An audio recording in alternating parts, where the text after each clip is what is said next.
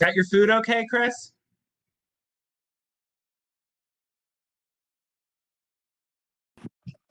Yes. Wait, why is my background? What's going on with my background? You had it going on in external too, or development. I forget where the last meeting we were together was, but it was really funny because you're kind of I can't show it, but like your webcam's a little lower, so like Yeah. your fingers were phasing in and out of existence while you were typing. It was really funny. That's like when I was voting for the thing that you're doing, I like put my hand up or something and like you couldn't see it. And your hand disappeared. All right. Irene. Hello. Oh my gosh, there's like no one here and we're only 2 minutes early. I know. Amazing. I mean, I'm always early, but you know that. Yes, I know you are. Of course you are. How's your day going? It's going all right. Can't complain. I've been in and out of meetings since like 2 o'clock. Gotcha. That sucks. How about you, Chris? Ben, really random. Ben, what building do you live in? Shippy. Where are you? I'm in West. No, Oh, you're like in a forest. It's springtime. I don't think Just I've know ever nothing. joined this early. Hello. I know there's like no one here. It's a party. Irene, I heard good things about your conversations with future senators. Oh my gosh, I loved Reese. She was awesome. Like I genuinely had such a good conversation with her. And did she tell you about her avocado plant? No, She's growing an avocado plant, which is like amazing. She has like 20 something plants, and I love that. It I just do made my know that day. she's a total botany nerd. She's gonna be such a good senator.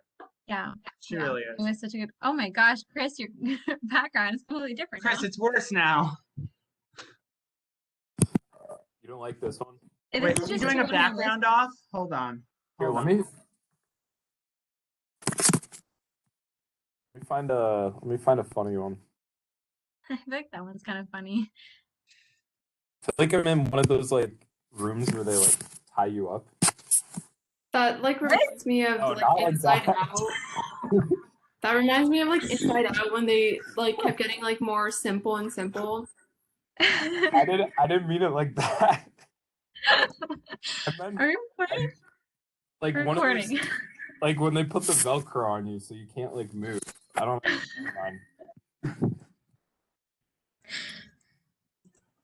Let me turn my camera off. Here's everyone filtering in. Chris, what are you doing? We need to take a break because it's recording.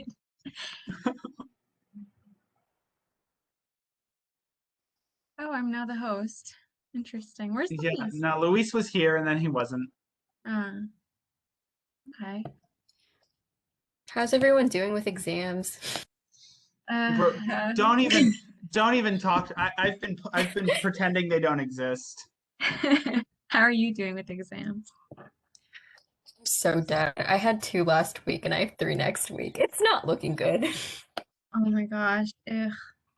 At least are any of them take home? Because I've noticed a lot more of my exams have been like at least open notes or something. Isn't that nice?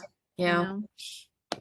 Wait, I have one that's super nice. I have an exam on Friday that is multiple choice, 25 questions, open note, and no time limit. What? What class? It's the one that Christine's in. Spanish It's our Spanish. literature. Yeah. It's with Charles LaBelle. Such a great guy. Love him. Do you have to know Spanish? No, it's like Spanish history. Ah. So colonization, all that, fun stuff. Is it a gen ed? Like, can we get gen ed credit for it? Oh. Okay. Anybody know the number? Just out of curiosity, asking for a friend. Asking for a friend. I'll pull it up for you. ANF 1000 last semester had both a midterm and a final that were both 70 multiple choice questions with a 2-hour time limit, except they were open notes and open internet and open past quizzes, except all of the past quizzes, all of the questions on the exam were taken directly from the past quizzes that we were given access to during the exam. Oh.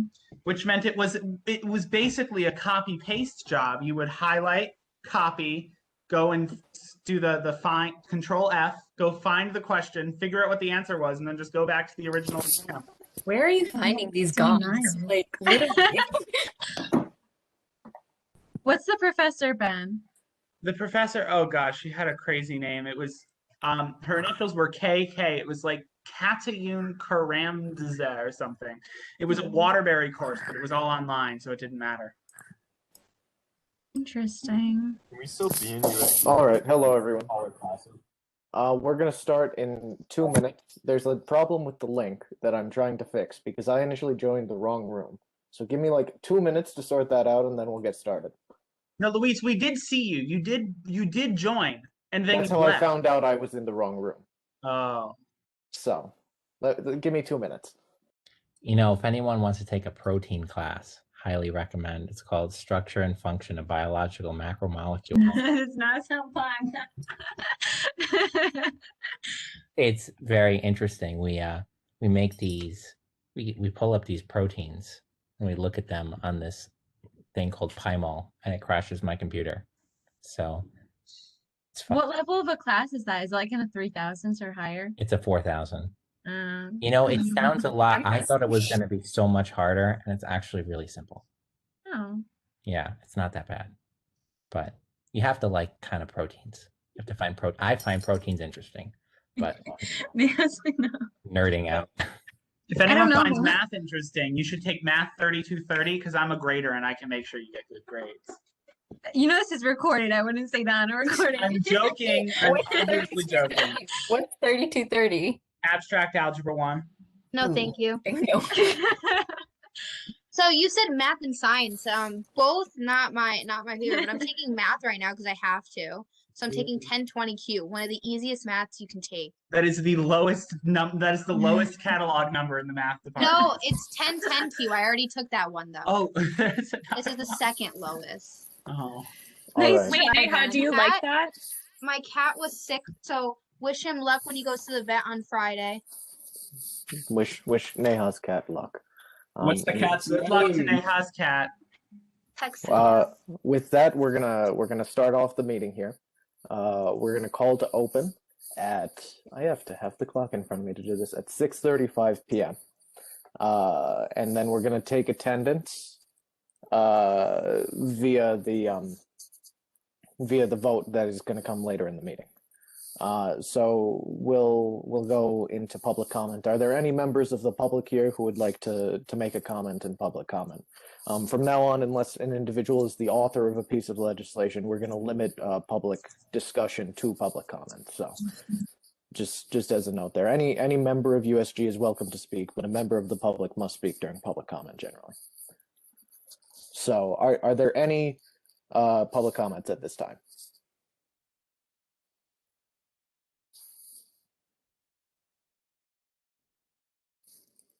Seeing none, we'll move into reports. The reports are all available here via hyperlink, and they're also in the folder I sent to you all, so be sure to review those and ask questions via email or any other means to the people who make them if you feel as if getting involved. We'll now move into the consent items. So for those of you who might be new or don't remember, we made a recent amendment to our standing rules to allow something.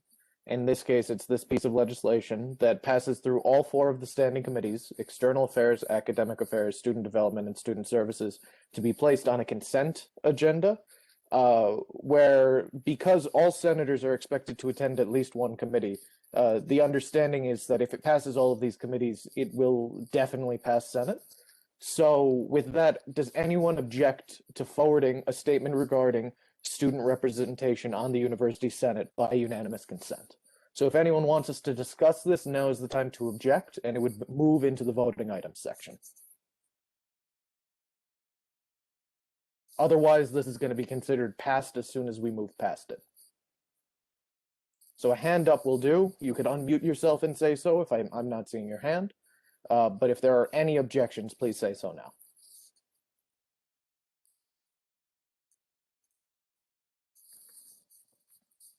We'll give it just another minute, just to be sure. because this is the first time we're doing this. If there's a question, feel free to ask the question. I want to be sure that we all are aware of what we're doing here before it happens, you know.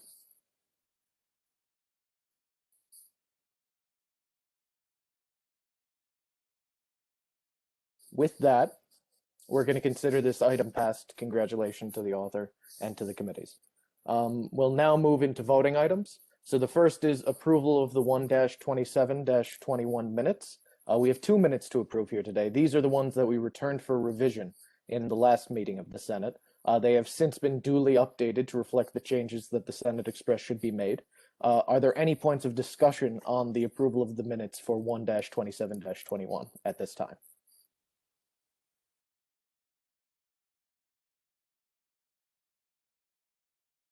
Seeing no discussion, I'm going to move to forward the minutes for passage by unanimous consent. Are there any objections?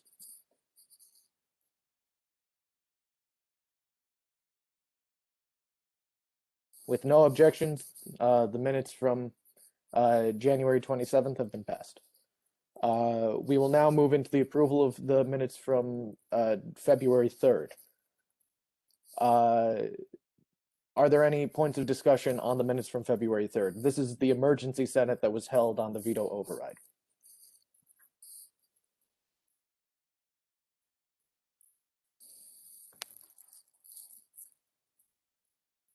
Are there any points of discussion on these? Seeing none, I'm going to move to forward it by unanimous consent. Are there any objections to forwarding this by unanimous consent? Or approve it by unanimous consent, rather? With no objections, this is now approved by unanimous consent. We'll now move into the confirmation of the Muslim Student Association ex officio senator. I saw that she was here before. If you'd like to introduce yourself, feel free to go ahead now. Hi, my name is Khadija Sheikh. I'm a freshman. I'm an environmental studies major, and I'm really looking forward to working with you all to increase diversity and the representation of the university. Thank you, Khadija. Do you accept the nomination to this position? I do. Wonderful. Are there any questions for Khadija? And please correct me if I'm saying your name incorrectly. I'd like to fix that early rather than later. You're saying it correctly. Perfect.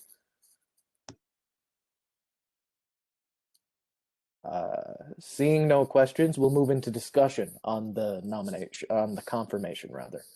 Are there any points of discussion on this confirmation?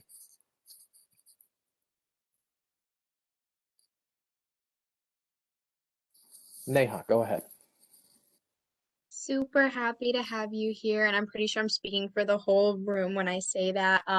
Thanks for coming. I hope Senate treats you well and the people in here treat you well. You can always reach out to me or anyone here, but thank you for coming and having such a welcoming smile, and hopefully that we can all make change together and all the change that you want, and you can advocate through this space. So. I think I saw Janana's hand go up and down. Do you have something you'd like to add before we go to Mitch, Janana? No, that was just applause, but I guess I'm just saying congratulations. I really hope you use this space to advocate for any change that you want, and I'm here as an ally if you need anything. Wonderful. We'll go to Mitch next.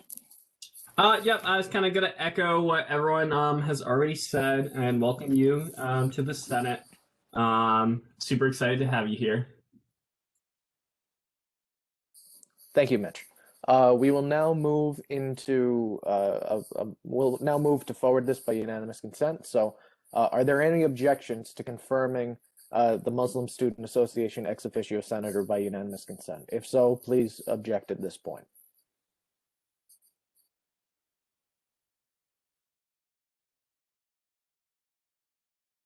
With no objections, this has been considered passed. So congratulations. From here forward, you have the ability to vote in this committee, and you'll be counted towards the quorum of it. We'll now move into the confirmation of the Yukon Haleo ex officio senator seat. You're more than welcome. We're glad to have you here. Dory, if you'd like to introduce yourself and accept the nomination, now would be the time to do so. Hi, I'm Dory. I'm a junior psych and math double major, and I'm so excited that Haleo got this seat so that I can represent our community on the Senate. Thank you. And you accept the nomination for this seat? Yes. Wonderful. Are there any questions for the incoming senator?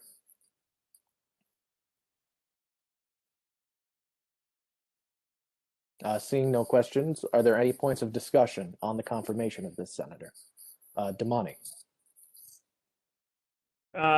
Thanks, Luis. I would just like to speak in favor of this confirmation. I've had the pleasure and honor of working with Dory within USG for the better part of the year, and knowing Dory for the better part of two, I think. I'm excited to see her come into this organization and wish all the best. Are there any further points of discussion at this time?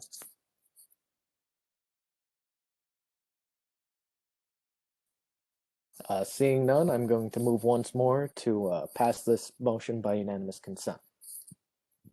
Are there any objections to doing so?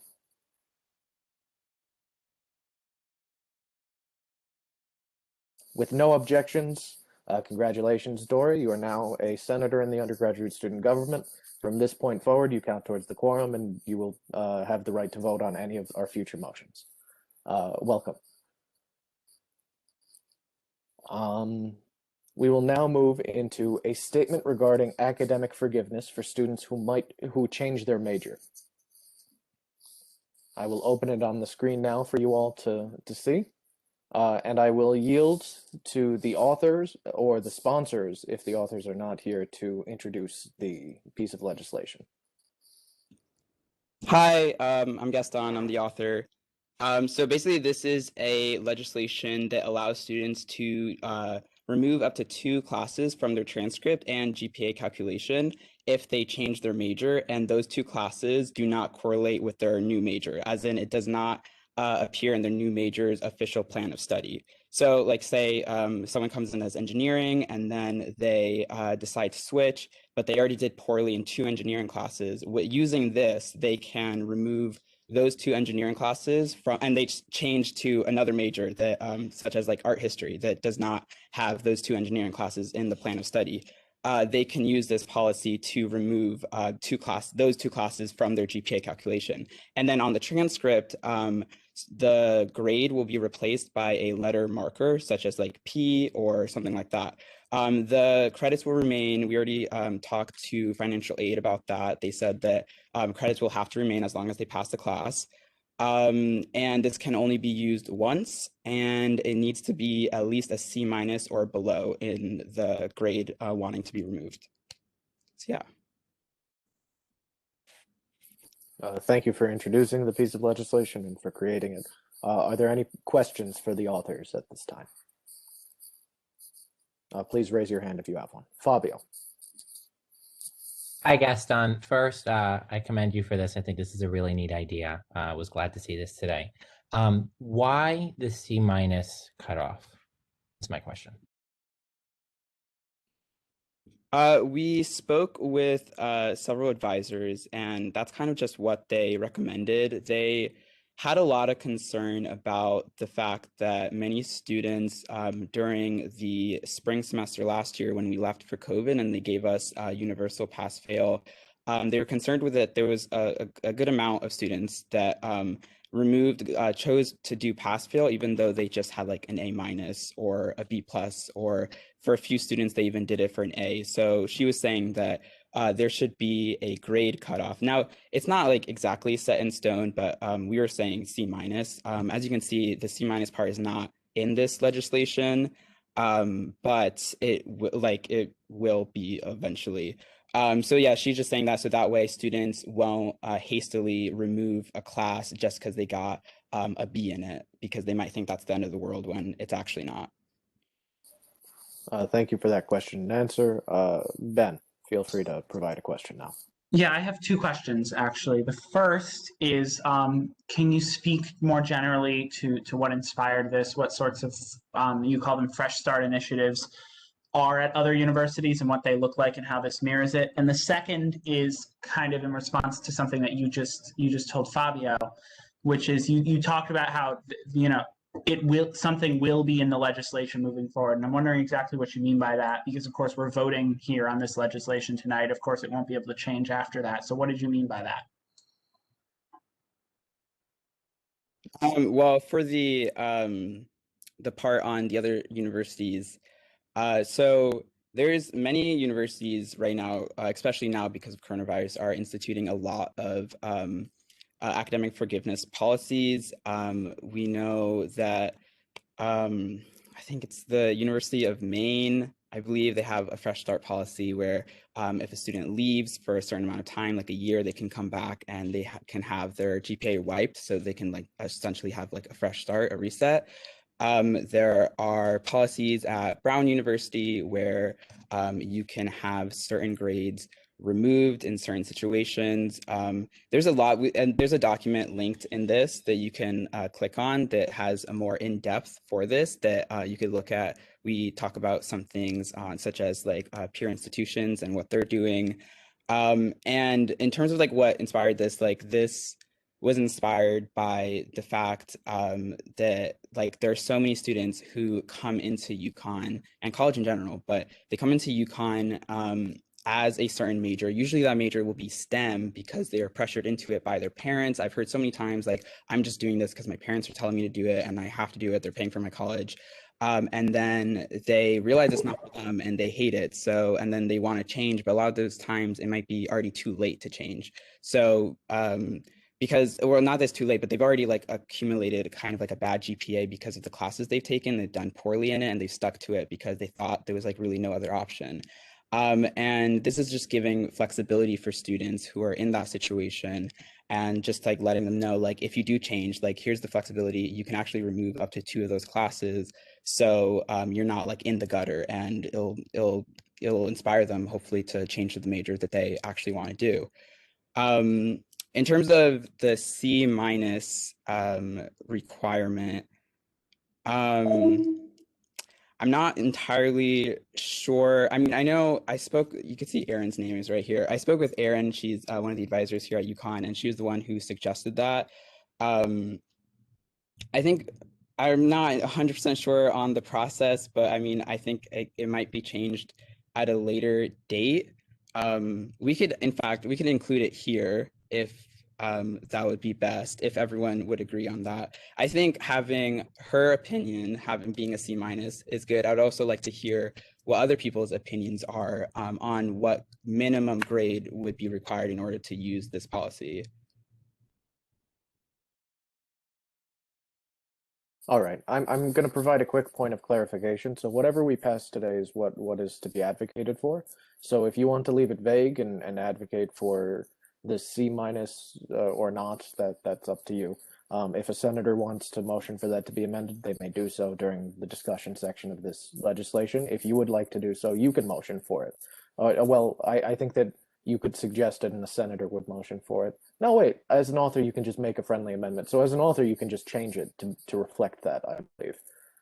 So if that is something you'd like to do, feel free to change it. And we'll move into further questions until we move into discussion to talk more thoroughly about that. So Lakita has her hand up next. So not a question, actually. I'm just going to provide an answer to what Ben asked, because I don't know if I can. I act as a sponsor and I'm a deputy, and I've worked with Gaston on this, so I can sort of speak on that. That works. Is Sure, that go okay? ahead. Cool. So in terms of where this procedurally would come into effect is when we get to University Senate floor and we discuss this, and like the actual wording of like what exactly we're proposing to be added in. Either like they agree with the idea and then like together later, like it's all work together in terms of how it comes out, or we would go in and like provide the specific wording of like how we want to see this implemented. From my understanding, we're actually like pushing for the idea of it to be in effect, and then later it would be necessarily the different committees and whatnot coming together, and like scholastic standards and other such committees discussing what is the most appropriate change. And so I would honestly say that like maybe we should keep it vague, just so that like that way when it comes to the actual discussion and we're involved in that, like once this comes to effect, or once we're pushing to see this effect, there's more room for like discussion and whatnot. But like we're not actually pushing for a specific like amendment to a policy or anything right now. We're pushing for something to become a policy. And so none of the wording is clear, and so we don't actually have to mention like specific language or specific grades and whatnot. But we can definitely have it during discussion right now in terms of what we exactly want to see. Thank you for the clarification, Lakita. Irene, is this a question? Yes, it is. Can I go ahead? Go ahead. Yep. Awesome. Thank you. Thank you, Gaston, for writing this. I have just two questions in terms of clarification. So what is the time frame? Is this just this semester, or is it just during COVID, or is this throughout the students' 4 years? What does that look like? And then also when it says that you can only use it once, does that refer to the 2 times? So like if say I wanted to remove one course and then later down the road I want to remove another one, would having removed the first one block me from using my second one? Like, do I need to do them both at once and that's it? How does that work? So thank you. That's a great question. So in terms of time frame, this is not for COVID. This is hopefully we want this to be a just set in stone policy for the remainder of UConn indefinitely. I think coronavirus really offers an opportunity to create institutional change with all the problems going on with students having. This is a great opportunity to create change that is not just for this semester, but for semesters to come. In terms of the time frame for students being able to use this, so this is up to 2 classes total. So that's the only, like, this is a one-time thing. So that may be confusing, but I said one-time thing. The one-time thing is the 2 classes. It's like a package. You don't have to use all 2, but you can use all, like remove up to 2 classes. But once you remove up to 2 classes, whether that's separate semesters, years later, it doesn't matter. You cannot remove any more than that. So it's capped at 2 classes, even if you change your major again. You can also you're not allowed to change your major, remove a class, and then change your major back into the major you were in, and take that class, or not take that class again. But if you do change back into the same major that you were in before, the class that you removed would be added back onto your transcript. So that way students can't just try to switch out of their major, remove a class, and then come back into their major. And so now they don't have to have the GPA for that class. Thank you for the clarification. Are there any further questions before we move into discussion? Kevin. Hi, thank you to the authors for writing this. I think it's a really clever and inspired piece of legislation. My only question was on your last response. Do we know if that's something that's logistically possible? Like from an administrative standpoint, I think it makes complete sense that, right, if somebody just changes their major for the sake of removing a class and then adding their major back, do we know if it's actually logistically possible to go from a grade to a pass-fail back to a grade? I'm pretty sure it is. We spoke to many advisors at UConn and the people at the higher ups that have like been at UConn for so long and are really knowledgeable on all this, and they haven't said anything about that. And we've talked specifically about that point. So if I feel like they would have said something if they don't think that that's logistically possible. Thank you. No problem. I saw someone's hand go up and then immediately back down. Perhaps I was seeing things, but if that was your hand, speak out now before we move forward. That was mine, but I'll bring it up in discussion actually. Okay, perfect. Thank you for clarifying, Lakita. So I suppose we'll move into discussion now. So are there any points of discussion? We'll go to Ben first. Thanks, Luis, and thank you again, Gaston, for writing this legislation. I think it's good. I wanted to talk specifically a little bit more about that grade requirement, whatever it may be. I am not going to be making a motion tonight to include that in our legislation, and I would in fact discourage others from doing so as well. And that's because of the nature of how this has to move forward. This is something that we talked a lot about in the University Senate legislation that we just consented a little earlier tonight. In that whatever we put down on this page becomes the starting point for a negotiation, right? This is because it's basically a form of expanded pass-fail. It will be hitting some sort of resistance from faculty. And because of that, again, whatever we put in this legislation becomes the starting point and not the ending point for negotiation. Personally, I think that C- is too low. Even, Gaston talks about transferring out of STEM, but if you're transferring into STEM, a C in a class and even a C plus can be looked at negatively if you're trying to maybe get into a competitive med school or something like that. I would be far more comfortable. Frankly, I think no grade requirement is the best thing. If you really want to use one of your two only things to get rid of an A minus, well, do it. But I think, and so I would be the most comfortable with no minimum grade there. But I think that I would be far more comfortable with, for example, a C plus or a B minus being the minimum or maximum, being the threshold grade.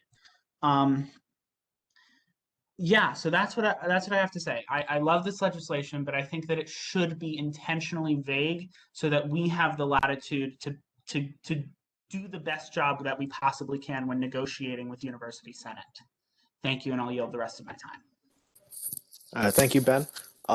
Before we continue on, I just kind of want to make clear that I would encourage the focus of discussion to be on the legislation itself, rather than a possible amendment that could be made and why we shouldn't make it. So if anyone would like to discuss more thoroughly changing that grade thing, perhaps we should make an amendment. If we want to discuss whether or not it should be amended, it should be in the discussion of the amendment. But for now, I would like discussion to focus on what the legislation in its current form does. So My that, apologies. no worries, it's fine because I hadn't made the clarification, but let's try to keep our discussion to the content of the legislation generally. So Mitch, go ahead. Alrighty, yeah. I just want to thank the author for writing this amazing piece of legislation. I think this is a no-brainer. As somebody who has changed their major before, and also a transfer student, so I changed my major. Well, I was an environmental science major, so part of STEM, and then I changed that to environmental studies, which is CLAS type stuff. And like I didn't no longer need Chem 1 or Chem 2, something that I personally struggled a lot through and got like, I think my Chem 1 I ended with like a C, and then my Chem 2 ended with like a C minus. And I was like, damn. And that was a huge reason of why I transferred. I was like, okay, maybe, or not transferred, switched my major. I was like, maybe I'm less all about the science stuff and more about like the stuff that's found within environmental studies, which is less of that science material like chem and stuff like that. And I think that it would be amazing to be able to drop said courses that might be part of the reason why you change your major. You might be like, you know what, this isn't for me anymore, or be it like Gaston was saying in regards to folks coming into college, maybe parents want you to do something, you're still trying to figure things out. I think it's important to provide students some sort of leniency in regards to figuring out their path towards life and how they actually, what major they want to stick with. I mean, I know folks personally, and I almost didn't change my major, and I'm so happy I did because I'm much happier overall, and I think it's much more beneficial towards me personally. But like I almost did not, because I was like, well, then Chem 1 was a waste. Struggling through that, Chem 2 was a waste. And even some of the math courses that I was taking as a STEM major, changing out of STEM, were suddenly basically like an elective that I could have taken that was like fun, but they were not for myself. And it would have been nice to leave those off of my GPA. And so I just wanted to speak as a student that has changed majors and why I think this would be so beneficial and helpful for every Husky. So yeah, thanks again. Thank you, Mitch. We'll go to Lakita now. This is sort of like a hybrid question / discussion point. I just realized when we were talking about sort of like where this can and can't be applied, that there is situations where a student, let's say like for example, they are an engineering major, they switch out, but then they switch back in, and they're not necessarily their major, but another major in which the classes that they may have dropped are required for their major. In that case, did the advisors at all like mention if like the grades would be reverted back to an actual grading again? I'm sorry, can you repeat situation? Yeah, sure. I'll make it more clear because I feel like I was kind of confusing in my wording. Let's say I'm a CSC major, right? I switch out and I become a poli-sci major. But then I was like, poli-sci is not for me. I switched back in, but I'm like a civil engineer instead. But there are some courses, right? Like chemistry and like maybe like a intro to engineering course that are still like part of the common requirements for the School of Engineering that I initially dropped. But now that I'm back in, technically can't like would be reverted. Did the advisors like when we spoke to them like ever mention that like, oh, if that's the case, then we're gonna just get rid of the fresh start thing, or were they only speaking about like switching back into the exact same major? Gaston, feel free to answer. I cannot recall if they specifically cited that, but I know that this legislation is specifically for it's mentioned that it has to be specifically in the major plan of study, so not the college plan of study. So if this is like this is available to use if like the thing you're switching out of doesn't have there's no correlation between the two plans of study. So if there was like something like chem that's part of the college plan of study, then it wouldn't matter. Do you know what I mean? Does that make sense? Like it's specifically just for the major plan of study. So if you switched out, so if you were in engineering and then you switched to poli-sci and you got rid of the chem and then you switched back, then the chem wouldn't be put back into your transcript because it wasn't in like it's not part of the new major's plan of study. And you are allowed to get rid of chem originally, even if it's not in your original plan of study, because it's still just a class you want to get rid of that's related to your major. But yeah, so does that answer your question? Sort of, because I'm just trying to think of situations where majors overlap, because plans of studies do oftentimes overlap for a lot of majors. So do you think it's vague enough where like we don't really have to add a clause about that necessarily, or like would you feel more comfortable having something in place for like situations where there might be a potential overlap in the legislation Can I itself? speak to that, Louise? Can I? Like, Yeah, sure. So we're going to stop with this back and forth, and Sorry. we're going to go through more moderated discussion. So Katie, feel free to speak to that.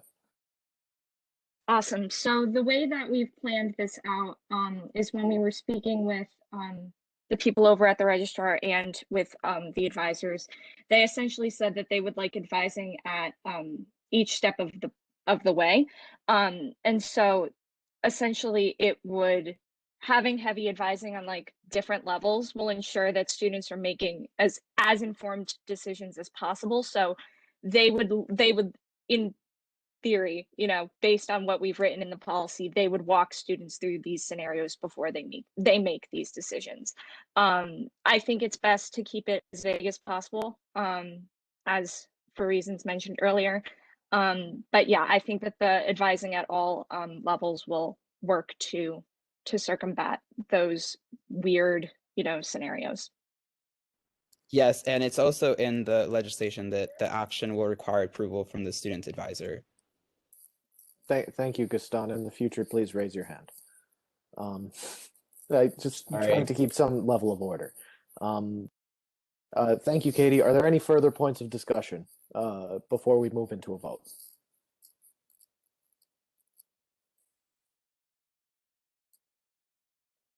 Seeing none, Irene, go ahead. Do we While need Irene to? speaks, I'm going to prepare to the vote. I actually had a question for you, Luis. Do we need to make a motion on to make the amendment in order to discuss potentially making an amendment? Like, say I wasn't convinced that we needed an amendment, but I wanted to discuss it. So if you wanted to consider an amendment, I'd encourage you to make the motion, see if it's seconded, and then we can move into discussion from there. Is that something you'd like to do? Sure. Yeah, I am not fully convinced that I'm for the amendment, but I could. Okay, so what amendment do you want to make? I wanted to have a bit of discussion on the grade cap, so the C or C plus or whatever it was. Because I can see both sides, but I'd be interested in hearing a few more opinions on that. So would your amendment be to add therefore?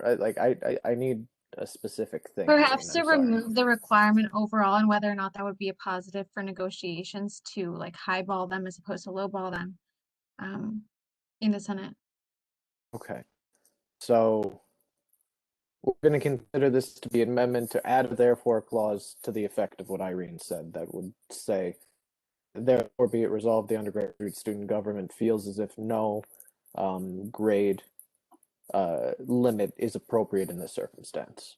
That's not the exact wording we're going to use, but it would be something to that effect. Okay. So Louis, is can we there a see second? exact wording? I will begin writing exact wording, but is there a second? I second Mitchell. Okay. Would it be more, oh, sorry, Luis, I'll just go whenever you're ready. Go ahead, Irene. Would it be wise to remove any mention of it overall as opposed to drawing explicit attention to it? I don't believe there currently is mention of it. If you could point to me Oh, where I it is. see. Yeah, Okay, that's why I was looking for specific language. Okay, so in that case, was the mention of the cap simply something that was mentioned in discussion? It's not something that is, okay, Yes. then I actually can take this back because there's no point. Okay, so as the submitter of the motion, you're bringing it back. Yeah. Are there further points of discussion or motions at this time? Mitch, I see you have your hand up, and since you seconded, I assume this is a motion. Luis, and I'm really sorry. It might be more of a question than for Gaston. Go right ahead. Go right ahead. When we brought this up, or the C minus thing, so what you're saying is essentially it's going to be a debate that happens in the Senate over exactly what happens. And right now, for everyone's understanding, right now there's no language in this, and so what that means is we're kind of just going to leave that up in the air to see what happens. Yes, correct. There is no language right now for a C minus cap or any form of grade cap. Personally, I am against, I wasn't for the grade cap at first, but the advisors told me to put it in there. So I didn't put it in, but I was like, oh, okay, I guess this is gonna happen. But I am, if you guys don't want a grade cap, I'm for advocating for that because I personally, that's what I wanted originally. But yes, there's nothing in here for a grade cap as right now. Okay, thank you. We're going to go to Fabio and then Mitch again.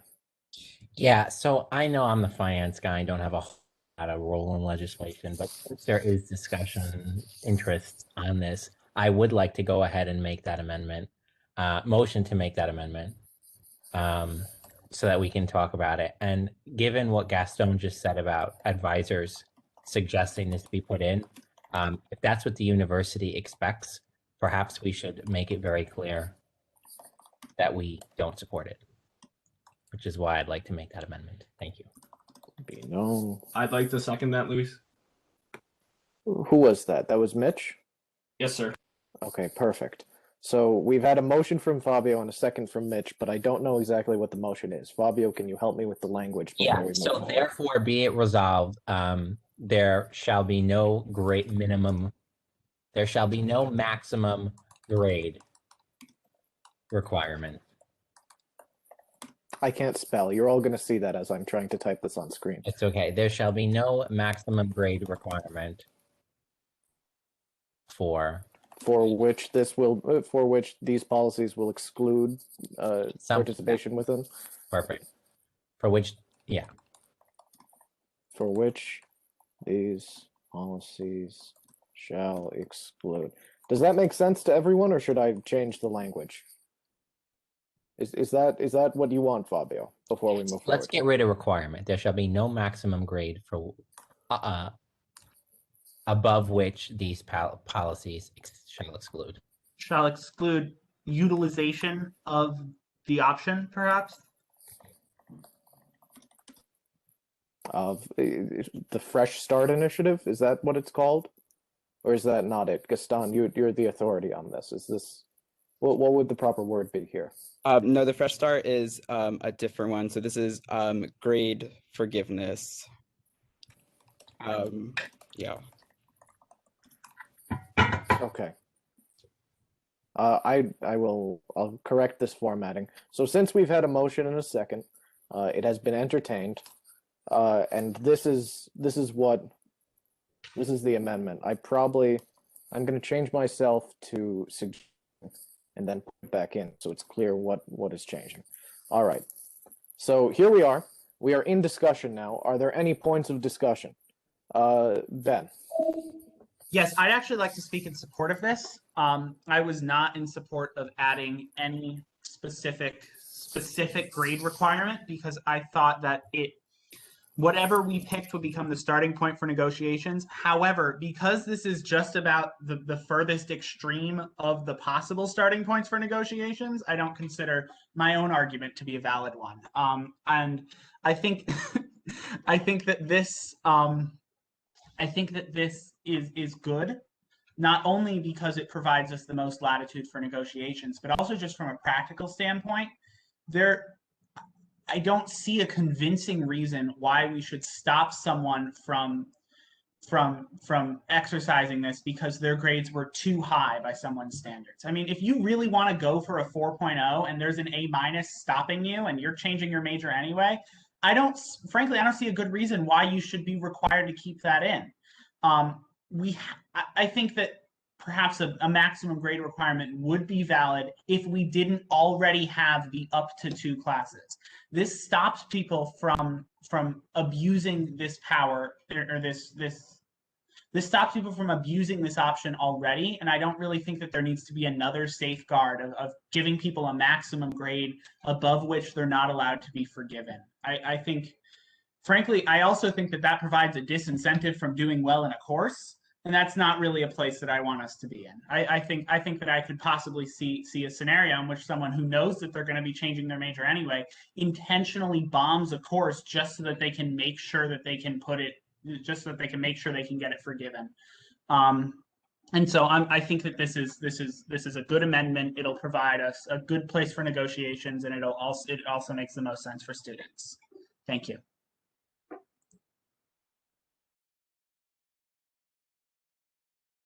All right. While Ben was speaking, I went through and I wrote the speakers list in the comment to the motion that I made here. You can see it all on my screen. So next we'll go to Damani, and then at close we move into a vote. Yeah, I'm gonna speak against this amendment, not because I disagree with the reasoning put forth by Ben a moment ago, but rather because I think that including this clause doesn't actually change the way it's going to be read when we pass it to whomever it is that we pass it to, whether that be in the registrar or university senate or whatever that is. I think that as part of the conversation, that's something that we can include. I just don't think that it adds much to the legislation by including it. I actually think that it clouds what we're asking for, which was previously, or in the absence of this amendment, would just be in one block there. So for that reason, I'm speaking against. We will now move to Mitch. Alrighty, guys. I'm in favor of said amendment because I think that, we're students. You're paying for that class regardless, so it should be up to you what even if you do end up having it be forgiven or whatever, like you still paid X amount of money to take said course and then get it removed. So that's a call that you should be able to make. If it's a C, if it's a C minus, if it's higher than that, that's a call that you should be able to make, I believe. And I think it's a negotiation tactic, at least, because I don't know. I know all of us senators here aren't gonna probably be talking to the registrar or whoever this goes to next in terms of making this thing become a reality. And so, that portrays the overall feel of the way that the Senate is leaning, that students should be able to do this program, remove 2 classes if they want. They've paid for those classes. If it doesn't line up with their major and they want to get rid of it, okay, they can do that. And if it seems like the general feel is that a C minus might be where counselors are coming in or whatnot, I think putting the statement in here, it gives it a better chance of maybe pumping it up to like a C plus or something if somebody still wants to remove it, if there is a negotiation process to how this moves forward. So I don't see any real negatives on this. I think if anything, it's a negotiation. If anything, this would move forward I would hope fine in the University Senate or whatnot without this amendment. And with this amendment, I mean, the worst that I could see really happening is that they negotiate it down to like a C+ or something. So I don't see any real negatives here. Thank you, Mitch. Gaston. I'm just gonna say, just to make it really clear, the advisors really did tell us that a C- cap would be needed to get this passed, in their opinions. And as a university senator, I would agree with that the University Senate is really conservative and reluctant to do stuff like this. And it really would need like all these rules, like the cap of 2 classes, the C- cap, in order to pass, in my opinion. So I'm actually going to be against this amendment. I think that there should be a cap. Not that there should be, but in order for this to actually pass, there needs to be a cap. Even with this C- cap, it still might not pass. So yeah, I'm going to be against this amendment. Okay, thank you, Gaston. We'll Point of go to information. Lakita. Yes, Fabio, what is your point of information? When pieces of legislation go to University Senate, can they be amended there? So, to my understanding, pieces of legislation aren't directly forwarded to University Senate, but someone more knowledgeable on the matter, please correct me. They are used to focus our advocacy towards University Senate. So what actually happens is it hard if I speak, actually, sorry. Go right ahead, Lakita. So at the bottom of this doc, there is a link to the actual policy that we're going to be if you could bring that up, that we're going to be saying. So that in and of itself, that language is what's going to be put forth in front of University Senate. So everything that is highlighted right now is essentially like what we would be proposing up top. Or oh, are we proposing the whole thing, Gaston? I believe so. I'm not 100% sure on this. So essentially, we would be proposing that, like the specific language, and then the necessary reasons is like what's going there. Oh, Damani, do you want to go? Yeah, I just wanted the whether or not our legislation could be amended there, and to directly answer that, no. We send a proposal. That proposal can be amended on the Senate floor before it's enacted. But our legislation is presented, not made available for amendment. Thank you for the clarification there. We're going to return and we're going to finish the speakers list and then we're going to move into a vote. Just in the interest of time, we have many other pieces of legislation to get through and we've almost spent an hour here. So we're going to, okay, so we're going to now go to Lakita for her speech and then Mike Hernandez, and then we will close out discussion. So I personally think that we should keep this, or we should have this amendment in place for 2 reasons. One, that this is our piece of legislation, regardless of whether the proposal itself gets amended or not. I think the student body's stance should remain the same. If this is what we feel, we should have that on our legislation and keep it such a way.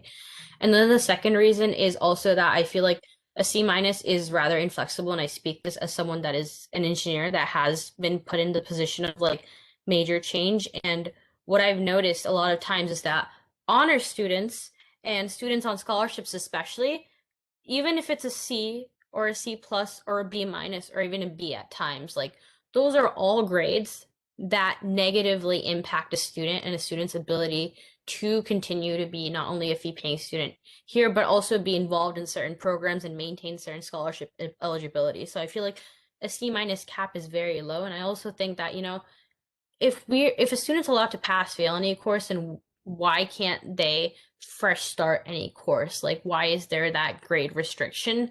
And also, it's really dependent on an individual student circumstance. Obviously, that's why we have the advisors in place, so that, you know, they can continue to advise like students on, is this a good move or not? But at the end of the day, it really should be a student's decision after hearing everything and making a decision on what is considered best for them.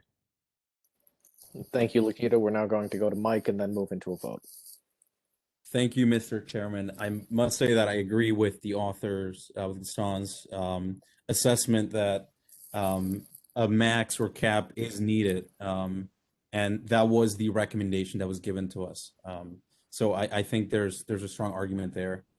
And I believe somebody had their hand up before I did. I think it was Ben or Fabio. So I'd like to yield the rest of my time to them. We sadly don't do yielding anymore, Mike. We got rid of that when we adopted Douglas Rules of Order. I appreciate the spirit, though, and seeing as you kept it brief, I did see that Ben had his hand up shortly after. So Fabio, if you don't mind, we're going to go to Ben for a brief speech and then move into the vote. Yeah. What I think is that the most important thing is to get this passed into. The more you add to it, stuff that if it's passed and it works could be added later rather than going out away and not even getting the chance to get results.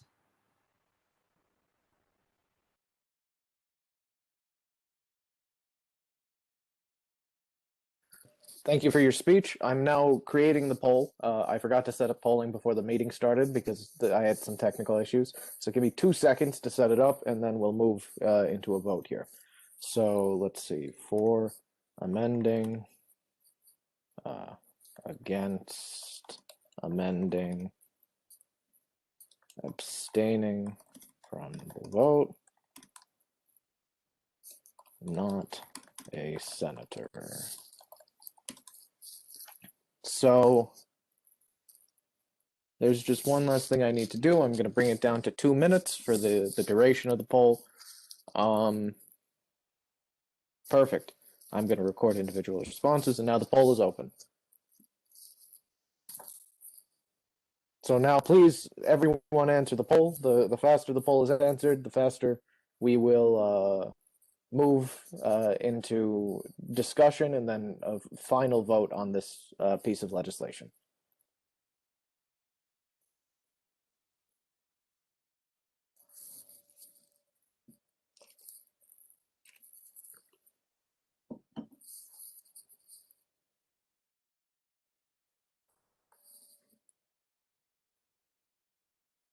So we currently have 9 people who have, or 8 people rather, who have not submitted.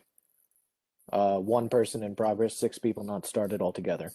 So for the 6 of you, please, even if you're not a senator, click the not a senator button and forward it along, just for the convenience of our time. But it appears as if, okay. Yeah, okay, it's not going to affect the result of the vote at this point, so it's safe to say that this motion will pass. The amendment will be made. So I'm gonna share my screen again. I'll announce the actual results once it's there. Currently it's 15-7 to 0. So this passes, even if both of the remaining people were senators and voted, it wouldn't have mattered. And I'll give the exact thing in 30 seconds once it's done. So allow me to share my screen once more, and accept the amendment. So now this is part of the legislation. Are there any further points of discussion as we move forward here?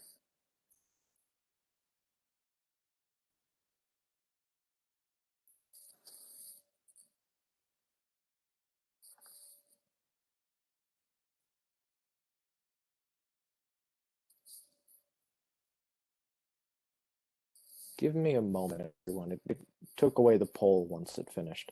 Okay, so the final vote is 15-7 to 0. That's the final vote. For some reason, the polling isn't showing up when I'm sharing my screen, so I'm going to have to leave the screen sharing every time we go for a poll. So this amendment did not pass. Are there any further points of discussion on this before we move into a final vote on the legislation itself? Wait, I'm just sharing the screen now. That's not helpful. I'm sorry, I'm having lots of technical issues tonight. Give me 2 moments. You're doing great, Luis. We appreciate you. I appreciate that. Okay. I see no further discussion. No one's hand has gone up while I've been dealing with all these small issues. So I'm going to consider there to be no discussion, and we're going to move into another poll now, which I have to stop sharing for. Let me save the previous poll, and then we will move into the poll here.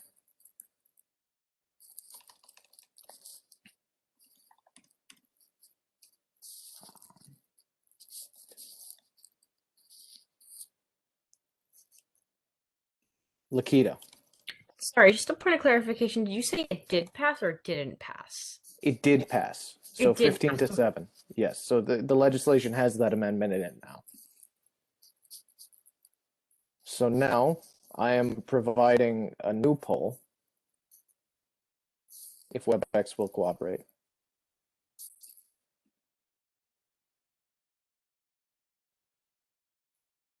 My goodness.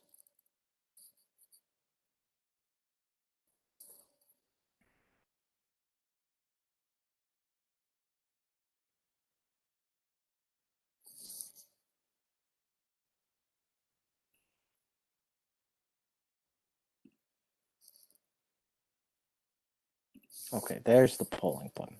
So now I want to edit question. So now for against, abstaining from the vote, not a senator. Now we're having another poll. This is just on the piece of the legislation itself.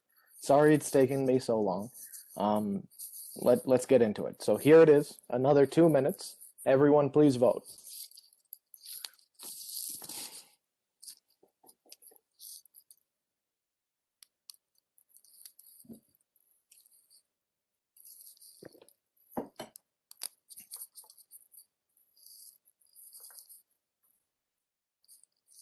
While this is happening, I'm going to try to figure out why sharing my screen isn't working.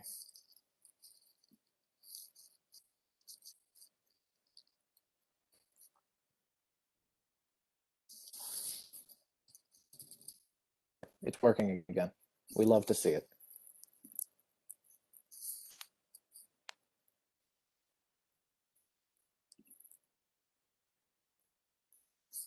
Okay.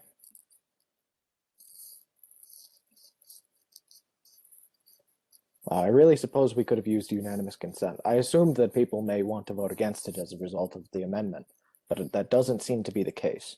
So, yeah, in a vote of 22 to 0 to 1, this passes. Congratulations to the authors. We will now move into the next item on the agenda. Let me just get rid of that. Which is a statement regarding student representation on the Board of Trustees. The author is welcome to introduce this piece of legislation at this time. Thank you, Mr. Speaker. Thank you, Senate. This is closely related to the statement of position that we just consented earlier. This is about the Board of Trustees, which for those of you who are unfamiliar is a 21-member board, which is the kind of the ultimate governing board of UConn. It's the one that controls the entire budget, including the health center. It appoints the president. It does all of that fun high-level stuff. Currently, of those 21 members, 12 are appointed directly by the governor, 3 are the heads of state agencies, and 1 is the governor himself, which means that there's essentially 16 out of the 21, or more than 3/4, which owe some sort of allegiance to Ned Lamont in some sense or another. Meanwhile, there's 1 undergraduate student and 1 graduate student. We got that undergraduate seat back in 1975. Since then, the undergraduate population has nearly doubled. The size of the board has increased by 33%, and we have not seen an increase in membership over the last 46 years. And you know, this is part of a push to get more student representation on campus. Now, the people who we're really going after with this bill is the state legislature, because the membership of the Board of Trustees is set by law, and it can only be changed by changing the law. Back in 2015, we actually got the closest that we've ever gotten. Public Act 15-78 passed the state legislature by a combined margin of 180 to 1. But it was vetoed by then Governor Dan Malloy at the urging of the then chair of the Board of Trustees, as well as the then university president, Susan Herbst. In 2017, we tried again. And Susan Herbst pushed through an amendment to the university's bylaws that would give students representation on one of the committees of the Board of Trustees, the Committee on Student Life. Right now, we have until then, we had no representation on any of the committees, other than, of course, the trustee who sat on the undergraduate trustee who sat on the committee. We didn't have any other undergraduates sitting on any of the committees. However, the bylaw change that Susan pushed through basically made us forfeit any additional seats on the Board of Trustees. We would forfeit those committee seats if we gained another seat on the Board of Trustees. We have never once appointed members. We have never once appointed members of that committee. Which, while I can't find this written down anywhere, leads me to believe that we have been not doing that out of protest. Because it certainly seems like Susan pushed that through as a way to shut us up and as a way to basically get us to stop asking for that. And so in response, we have refused to fill those seats. We've said this isn't what we wanted. And so that's what we're saying tonight, is that's not what we want. We want representation on all the committees, and in addition, we want another undergraduate trustee. So the current vehicle to do that in state law is going to be House Bill 6230, which has been introduced in the Higher Education Committee. We are urging the Higher Ed Committee to draft it in such a way that it would increase both the undergraduate and graduate student representation. I've spoken with Greg Haddad, who is the House representative representing Mansfield. He has said that he plans on doing that. And in addition, he plans on adding faculty to the Board of Trustees, which is frankly something that I would support, both because I think it's the right thing to do and because it would, frankly, I think it makes it more likely for it to pass, because then we get the faculty on our side as well. And so we're calling on the state legislature and specific members to do the right thing here and to get this passed. And we're calling on the university faculty administration, including Chairman Dan Toscano, no relation as far as I know to Luis Toscano, but he's the chairman of the Board of Trustees. We're calling on him to have a discussion with us about how we can be elevating student voices in these high-level spaces. The sponsors list, I think, speaks for itself, as does the legislation, but I am open to questions. Are there any questions for the author at this time? Fabio and then Neha. Ben, maybe you know the answer to this, so I'm going to give it a shot. Something I've tried to figure out. Is the graduate student trustee position open to students at the School of Law or the School of Medicine? It is. In practice, however, I believe graduates at stores, in class and whatever, graduates at stores make up somewhere around, if I remember correctly, 90% of the total graduate students at UConn. Someone can correct me if I'm wrong, but it is a high percentage. And so for that reason, effectively, it's always a store student. Theoretically, it is open to any student, any graduate student, and any graduate student, including med students, including law students, can and do vote. But I don't know the last time that it was not a stores graduate, if it has ever been. Thank you for that question and answer. We'll go to Neha now. How much time did it take you to learn all this stuff?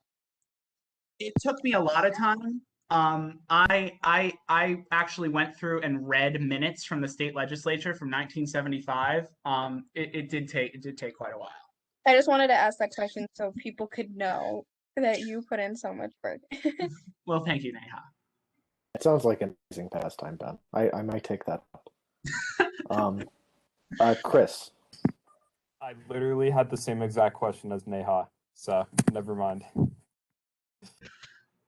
All right. Are there any further questions before we move into discussion?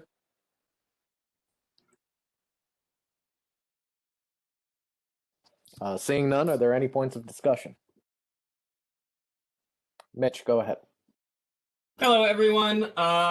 Yeah, again, shout out to Ben, as Neha just and Chris did. Lots of work has been done on this, and he's been doing awesome stuff. As the state affairs coordinator, which is my role to kind of coordinate relations with the state legislature and all of that, I'm absolutely in support of this, and I've been working with Ben and other folks and Katie and in kind of trying to organize the logistics behind this.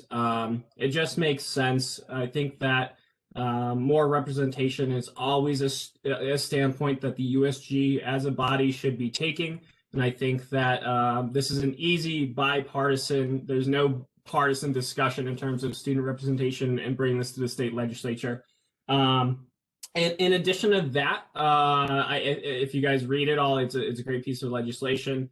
I guess one thing that I would like to hear potentially, and it's something that I've had discussions with Ben with, and with other folks in regards to, is exactly the proposition of where the student body, us, the USG, would like to take on terms of the exact numbers of new trustees we'd like to add. A point of discussion that Ben and I were talking about, and Chris and some other folks, in coming up with all this was, what's our best bet? Adding one new undergraduate trustee and one new graduate trustee, or based on like the dynamics of actual numbers of students, would it be best to like add two undergraduate trustees and no new graduate trustees, because there's a lot less graduates than there are undergraduate students when there's like 24,000 or whatnot UConn undergrads. If there would to be like three total undergraduate trustees, then each would represent like 8,000 UConn students, undergraduate students, which would kind of make sense mathematically. Because right now, I believe the graduate student trustee represents, I believe, Ben, you can correct me, I believe is like around that 8,000. So I just like to have some discussion over that. Oh, shoot, I guess I didn't want to make an amendment, but I apologize, Lisa. I know that probably wasn't exactly, I don't know if that fits the bill of what I'm supposed to be saying here, but if that's anything anyone wants to voice their opinion on, I'd be curious. Let's try to keep in mind for the future to avoid adding whole new fields of thought to legislation like on the Senate floor. I'd much rather see that happen in committees and then kind of have the final thing here. It's okay this time because I've not made that requirement clear. So I suppose like I will allow the discussion on this. So I mean, I saw Ben had definitely his feel hand up. free to block it, Luis. Like we've talked about it and such. I was just curious about some other opinions. But So the goal was not to put that in this legislation. For clarity. Yeah, Mitch, I'd be more comfortable discussing this in the context of an amendment, which I would take as unfriendly for reasons that I would explain. Okay, so Ben, feel free to I see you had your hand up. Is that no longer relevant to the discussion? If we're not going to be discussing this, I was going to respond to what Mitch said, but if we're not going to be discussing this, then it's not relevant.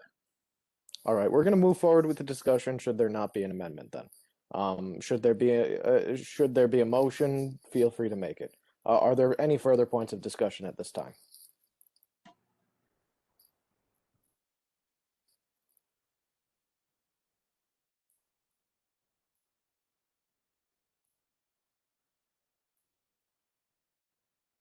Seeing none, I'm going to move to forward this by unanimous consent.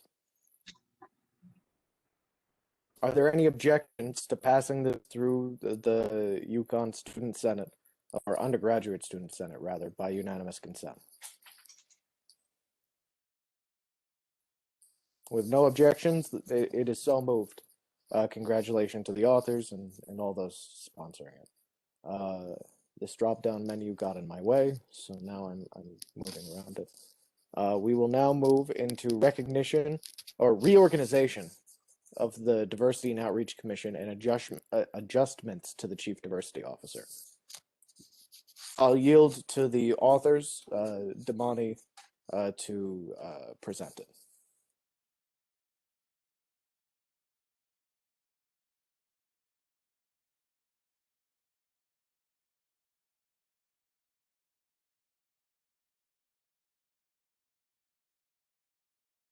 Are you there, Damani?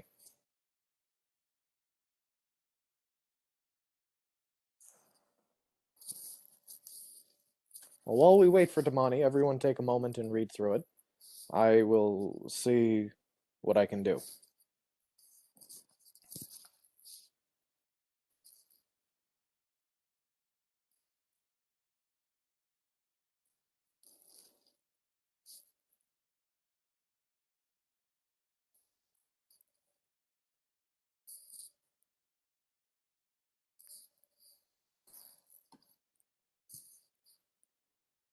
Would a member of the Diversity and Outreach Commission like to discuss, seeing as you are currently a sponsor?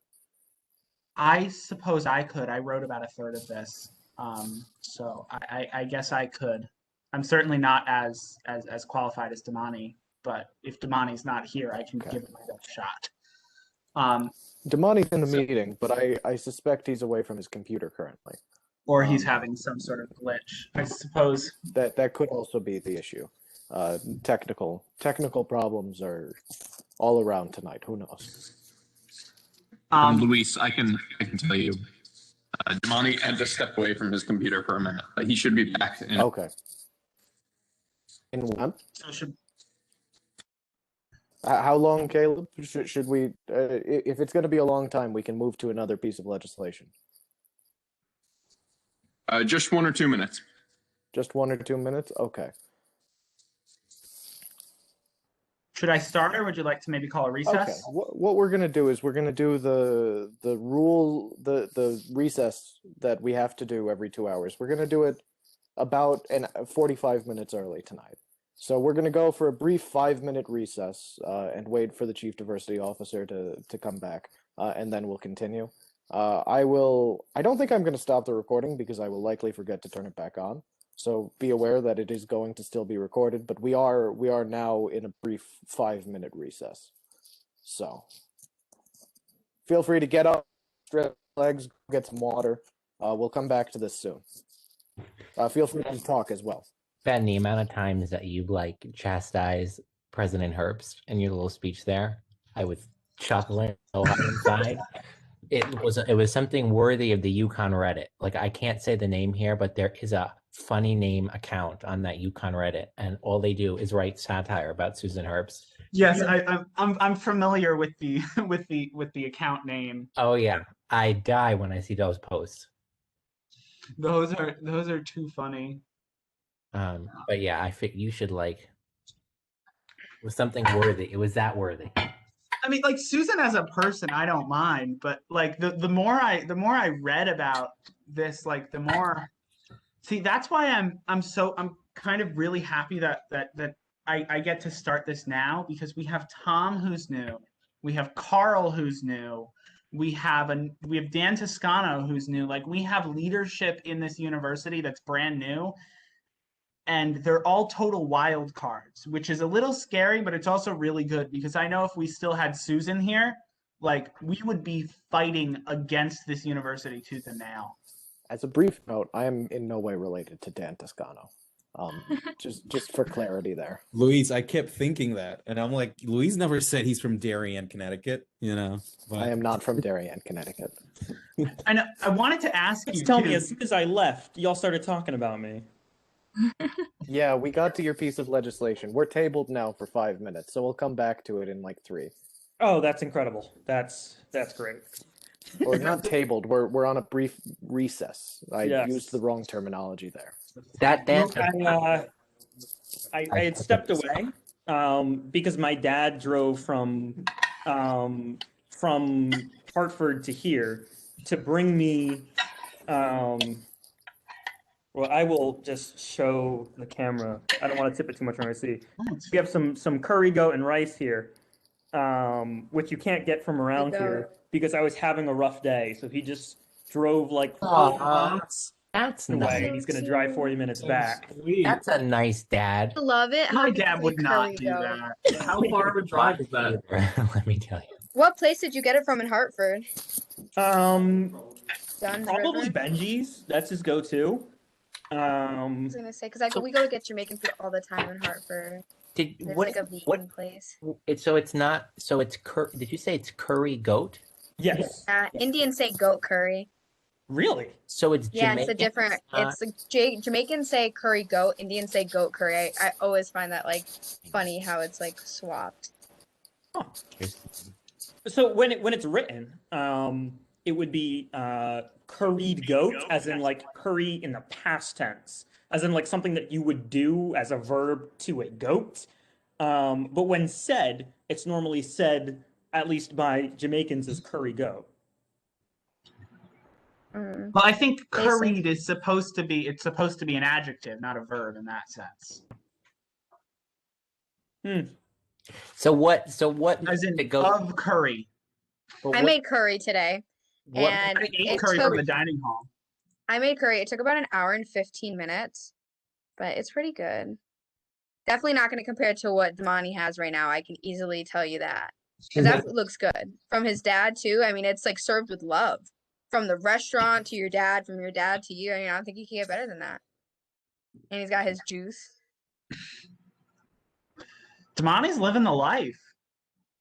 I'm happy that you took a couple-minute break then, if that's what the break was for. So I get a chance to eat it, and while I'm not presenting, like it's just great.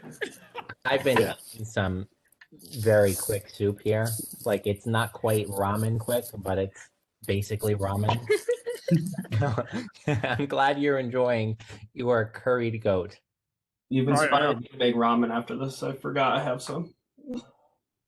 I need to go get more ramen. I used my last one like a couple days ago. Get veggie nuggets from Price Chopper. I feel like it's a cheap, healthy snack. Neha, when I'm snacking in my room, I don't want healthy. It's like you can put it in a microwave. Like that used to be my go-to snack. I was not a ramen girl. I was an Easy Mac. First of all, Easy Mac over ramen, personally. I am obsessed with Easy Mac. If I were to do a microwavable snack, it'd be Irene, you agree. You put Easy Mac for a microwavable snack? Yes, 100% any day. I was that B word who would walk around the fucking Good job. Real good job. who would walk around the floor like anyone got Easy Mac for me, and so like I was that person. Sorry, I have a foul mouth. Costco has some good vegetarian dumplings. I bought them. They're in a big bag, and they're actually palatable. Quick snack for us not meat eaters out there. All right. I love all the discussion of quick foods for college. We need a CSI meeting. They were canceled. Okay, just putting that Yeah, out. Damani, get on it. We'll take that up with the CSI coordinators at the end of the meeting. Perhaps during discussion or announcements, something could be said to that effect. It's all that family time. He's slacking off. The Nest would like to make clear that we are the co-chairs of CSI, not the coordinators. Oh, my apologies to the Elections Oversight Commissioner and yourself. We're now going to move into this. Damani, feel free to present it. Absolutely. Thank you, Luis. So thank you all for bearing with me. I did have to step away for a moment, but we got that table in there. So hopefully we can get at this with some fresh eyes and move through this with minimal controversy. So we're looking at the text of the bill itself, but I'm going to ask Luis to just scroll down past that first into the bylaw here. Oh, sorry, not the bylaw, to the amendment to the Constitution. In last year, when we first started talking about what the CDO's role would be, from the beginning, we knew that we would have to amend it and clean it up a bit after the year was done, to both reflect actual practice, but then also to tailor towards to get some of the stuff that we wanted to. So what I've done is mainly in two parts. One is updated the powers and functions of the Chief Diversity Officer. I've gone ahead and put that into the executive branch, which section of the Constitution, which was just purely an oversight when I wrote that the first time. And then I've also clarified what the veto procedure is. As many of you know, the Diversity and Outreach Commission has a legislative veto, and so I've cleared up what some of that language is there. Further down below, the way we've been doing hiring, as opposed to me holding up the confirmations of various hires, we've just done it on a hire by hire basis. I will say though, for the upcoming transition, we will be looking at the group of hires as a whole, as well as still taking a look at the individual hiring processes. But it will overall be one large one. For more questions on that specifically, we'll have some more details on that next week, and you can feel free to reach out to me directly about that. We've updated some language. It used to say elections and outreach, and then some specific person on the PR team. We just changed it to those administering elections, so I could work with the Chief Justice, or, well, not I, because the election is next week. Any future CDO could just work with the Chief Justice or the EOC or the PR team, whoever is, working through running the elections. Finally, we've eliminated the second State of Diversity report from the fall. Okay. So that's it in the first section. In the second section, we have the Diversity and Outreach Commission. It spells out some of the commission's roles and powers. We went over this in quite a bit of detail in the commission. I believe it was last week, to come up with this scope. Specifically, clause 3, to clarify. Anonymous Grizzly, I'm sorry, you got to stop. To clarify that the Senate can direct other investigations.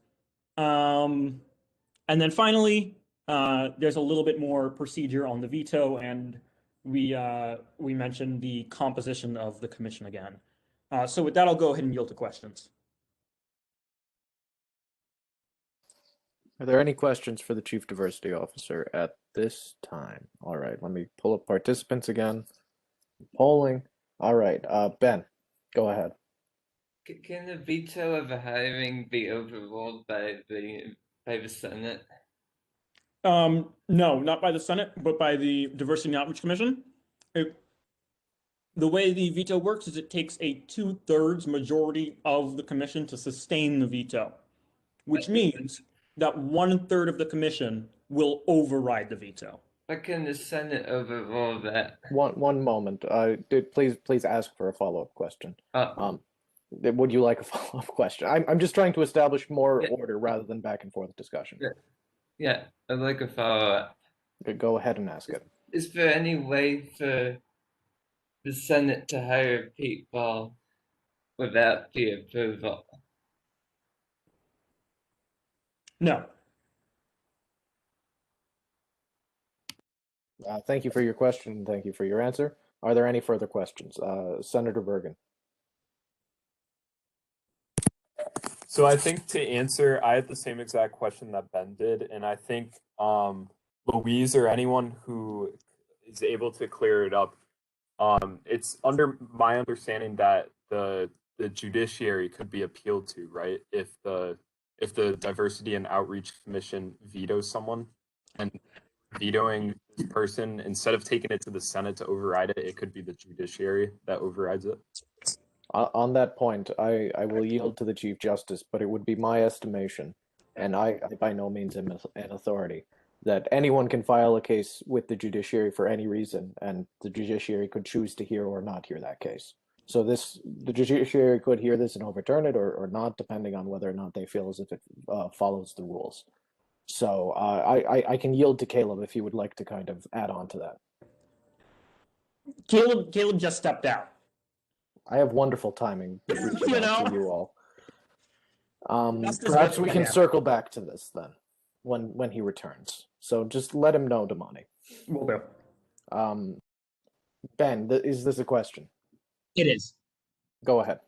How does we're talking a lot about clause 5 here. How does that interplay with elected positions? I'm thinking specifically of the speaker, where you could argue that the Senate as a whole makes a decision to hire. It does not. Okay, cool. Thank you. Are there any further questions?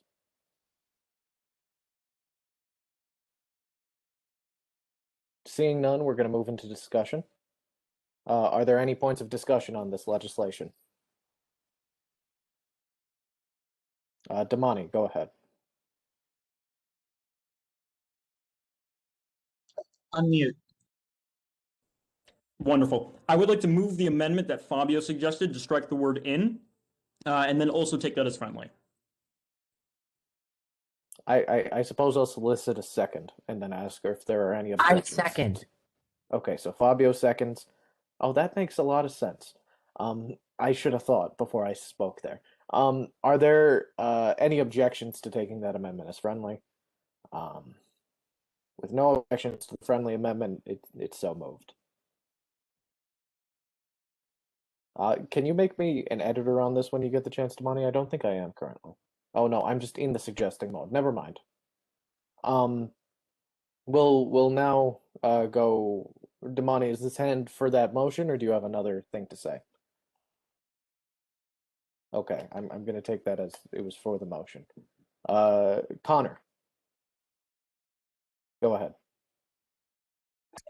I'm sorry that this is a little bit late, but just going back to that previous question, unless the Chief Justice comes in and overrules this, yes, they would be able to make an appeal to the judiciary. Okay, that works for me. And Connor is a justice for those who may not be aware. We're gonna move to ask any further questions. Wow, wrong thing to say. We're gonna see if there's any further points of discussion. So if you have something you'd like to add here, please raise your hand now.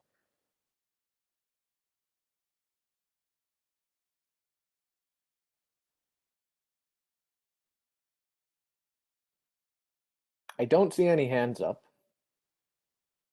So we are going to move this by unanimous consent. Does anyone object to this passing? I object. So Ben objects to this passing, so we will move into a vote. Allow me to create the poll. The poll is created. The poll is now open. Please vote accordingly.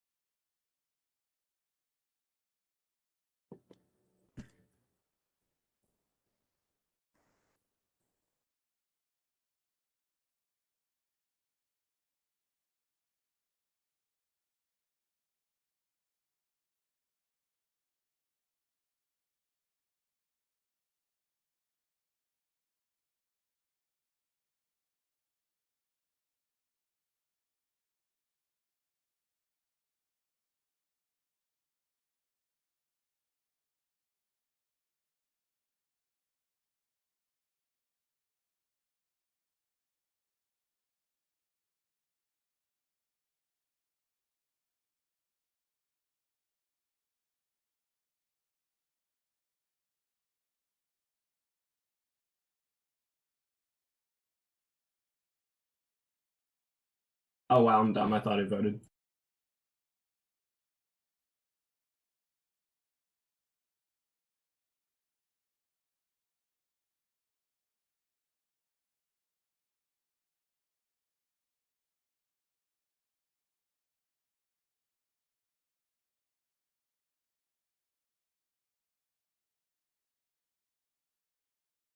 All right, there are two people who have not yet started to vote, but their vote will not greatly affect the result. So in a vote of 18 to 1 to 2, oh well, rather to 3 because my vote has to be included. We have 18 to 1 to 3 is the final vote tally on this, and it passes. Congratulations. We will now. I'm going to stop sharing the screen because I have to go into my email in order to open this up. We're now going to move into the constitutional amendments that are there. So let's see. While I'm pulling it up, Damani, if you would like to start talking, feel free to go ahead. Absolutely. Thank you, Luis. So before I get into this, I want to acknowledge one thing that it does not appear the way we normally do legislation. What you're going to see that Luis is going to share is not going to be the same document that is in the folder.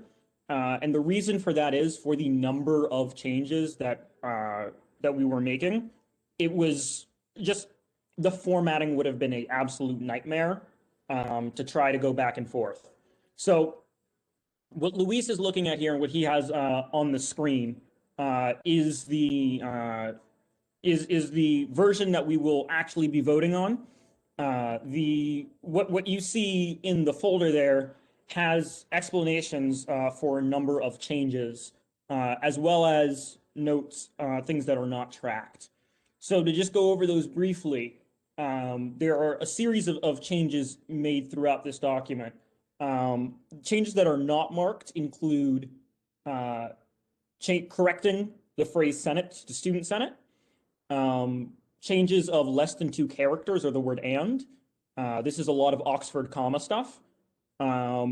Changes to the table of contents, numberings, replacing undergraduate fee paying students and similar phrases with just the word students.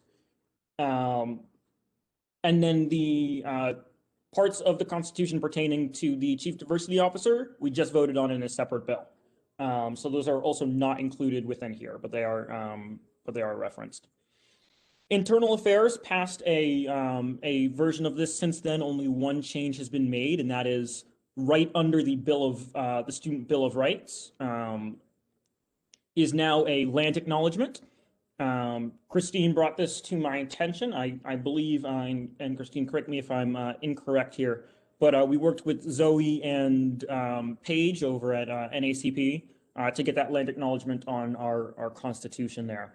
And we will be including it in some other documents moving forward. Everything else here is as was presented to Internal Affairs. Luis, if you click edit, will the track changes pop up?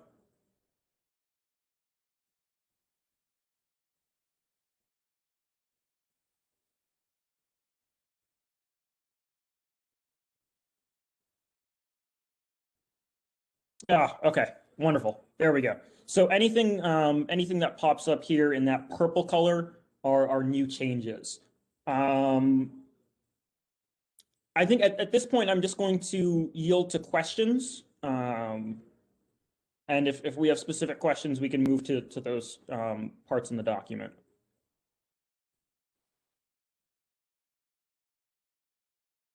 All right.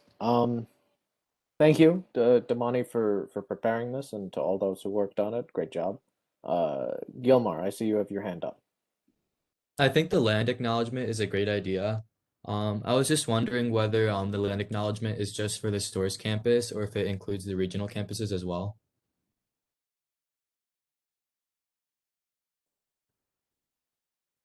So we're in questions, Damani. If I guess we'll yield to the NACP Senator Zoe. That's exactly what I was going to say. I can't take credit for that.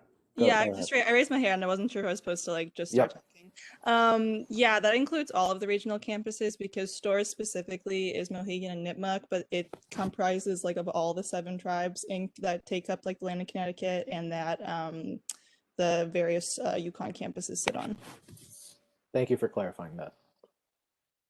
Do we have any further questions at this time?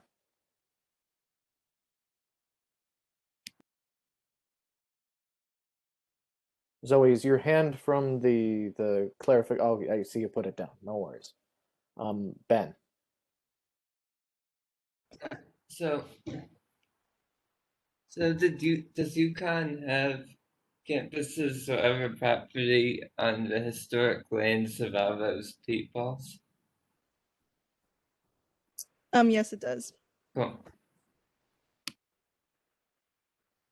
Are there any further questions at this time?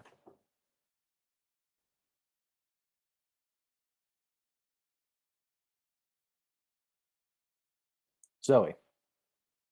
I also just wanted to make a comment that, as a flagship university, I think UConn has a responsibility to, actually mention the land's original inhabitants and pay homage to them. And hopefully that this encourages more change in Indigenous and Native rights at UConn. I think it's a really important aspect of this bill.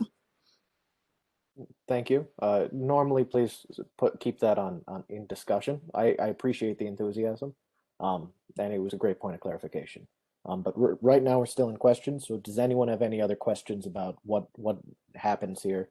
Any specific changes that are made before we move into general discussion?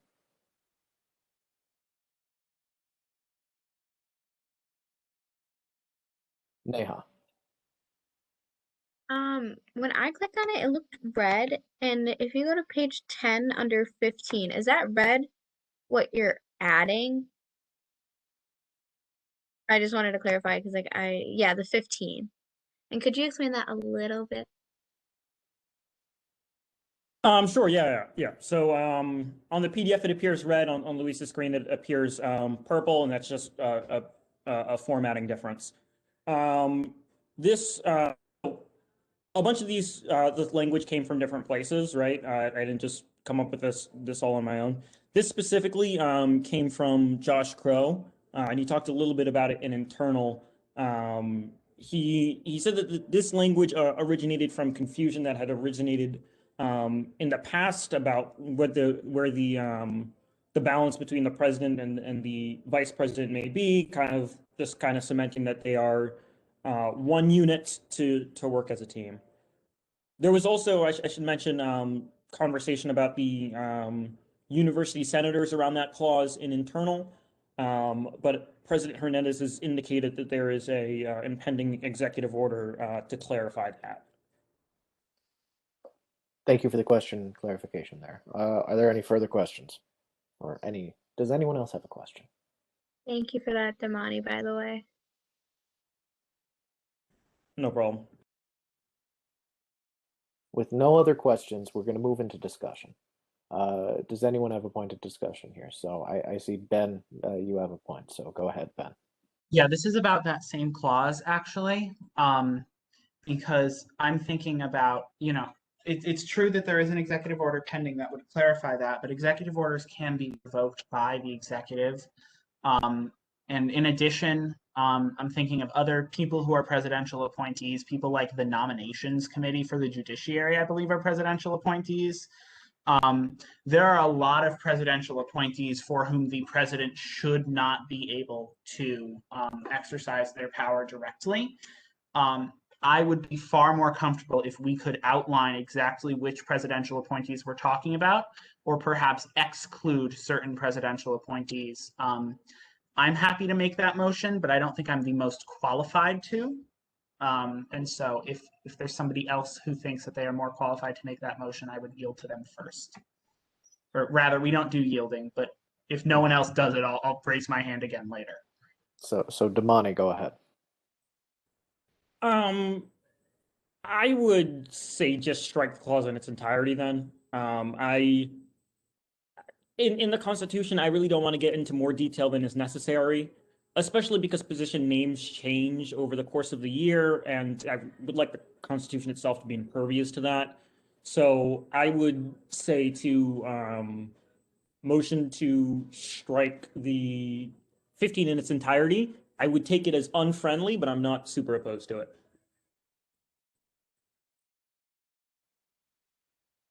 Ben.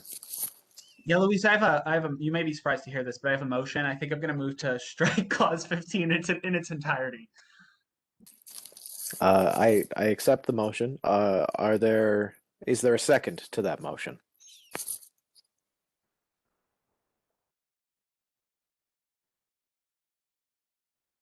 I'm going to second it. Me. Neha seconds it. Let's go with that. I had to think. This wording is really confusing for some reason. It's okay. I have a suggestion about the motion before we move forward, if I may. Perhaps striking just the second part of the clause, so from or on, would be sufficient. You can't amend an amendment. Well, we can in the Douglas Rules of Order, Connor. the author of the amendment may choose to change the amendment. I'm ambivalent. I'm open to it. Sure, why not? Yeah, let's do it. So I move to strike the last 7 words of clause 15. Okay.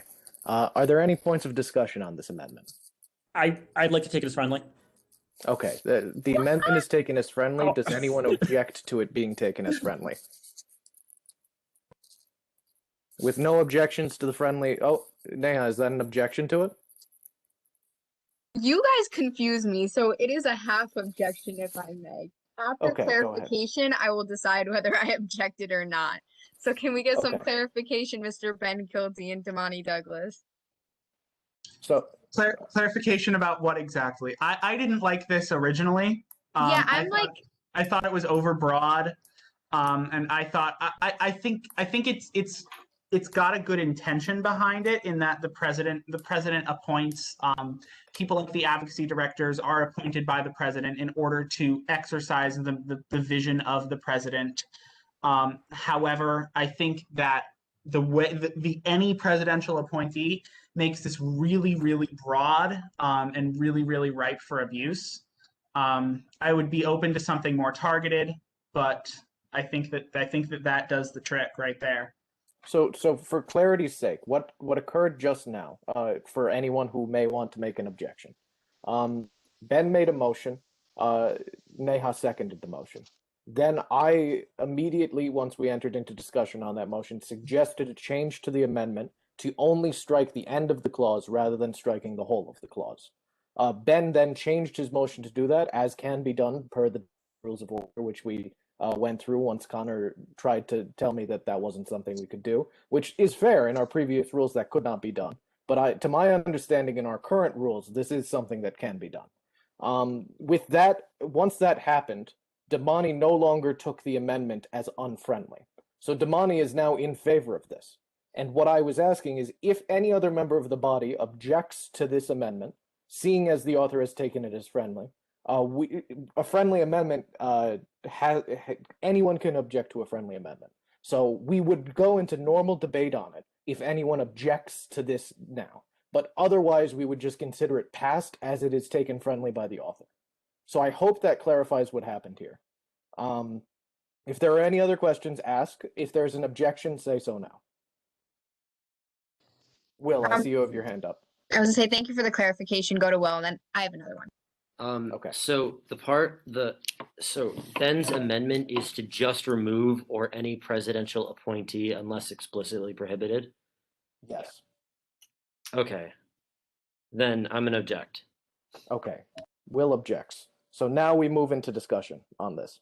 It's not taken as friendly, and now we're in discussion on the amendment. I'm going to limit discussion to 4 speakers.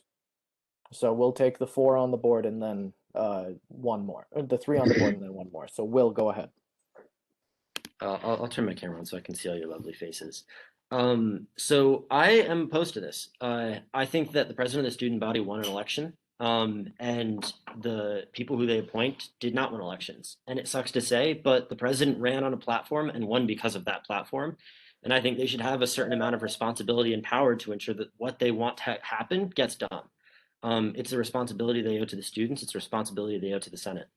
Obviously, that's why I think it's important that we keep unless explicitly prohibited in there, because there are positions they can't meddle with. I'm thinking specifically of university senators and appointments to university committees. But in cases where somebody is working directly for the president, I think the president should have this kind of authority. I think it makes sense. And I think it's something that we've always kind of just understood but hasn't been explicitly in the Constitution. And I think adding it to the Constitution is incredibly important.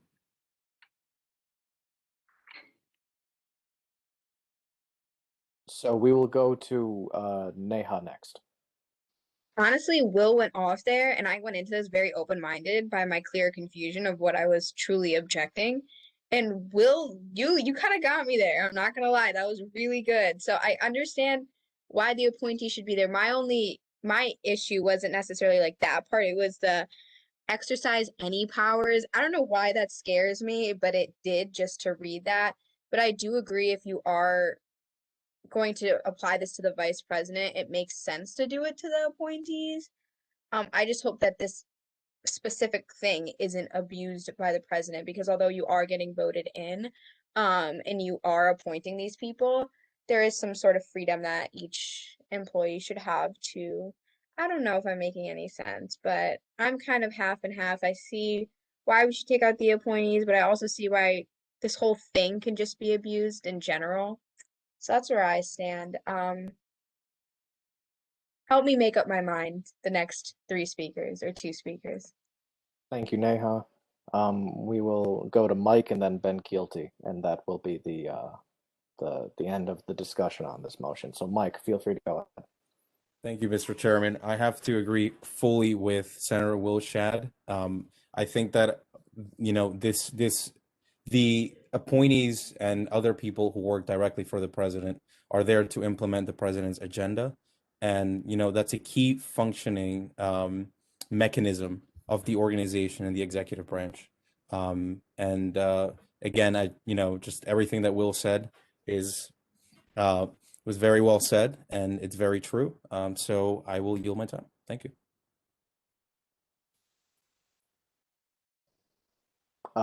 Thank you, Mike. We'll now go to Ben. Thanks.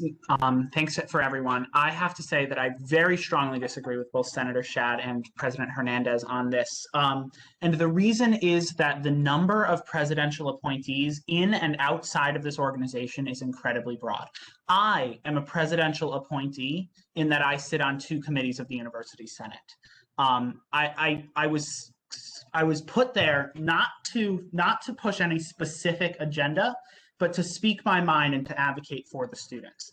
Currently, it is not explicitly prohibited for the president to direct me to vote in a certain way and to basically to co-opt my vote for his own. And while there may be plans to prohibit that by executive order, the next president could rescind that very action by executive order, which means effectively an executive order limit on the president's power is in effect no limit at all. I'm also thinking specifically of the Nominations Committee. The Nominations Committee, for those of you who are unaware, is the group of people who are tasked with selecting the next judiciary. They are presidential appointees, but there's a reason that we don't make the president nominate the judiciary. That is also ripe for corruption, as I think we've seen in Washington recently. And the fact of the matter is, a reading of this, and again, there is no specific limit saying that the president cannot influence members of the Nominations Committee, which means that if we pass this, that means that the president will be able to just take the powers of the Nominations Committee, will be able to co-opt the votes of the University Senate and the University Senate committee reps. That's not what we want. I understand that the president won an election, but that doesn't mean that they get to take full control of not just this organization, but other organizations such as the University Senate and our Senate delegation. That's not what we want out of this, and that's what we're getting out of this. I understand the want to have advocacy directors included in this, and perhaps other members as well, but that's not what this does. This is far too broad, and unfortunately, if we pass this, and if a future president abuses it, because it's in our Constitution, there is nothing that we can do other than pass another constitutional amendment and wait a couple months for it to go into effect. What we're doing here is we're giving, this would effectively give the president far too much power, and I strongly urge you all to vote in favor of this amendment to strike those 7 words. Thank you. All right, thank you all. I'd just like to briefly add, as I put the poll together, that the reason why I suggested the change here is because I like Senator Keelty, worried about the Nominations Committee, as they are presidential appointees. But if we would like to keep that, and that's the will of the body, so be it. So I'm editing the question now.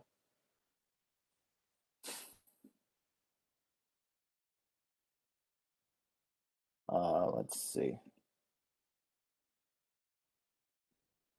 Constitutional amendment.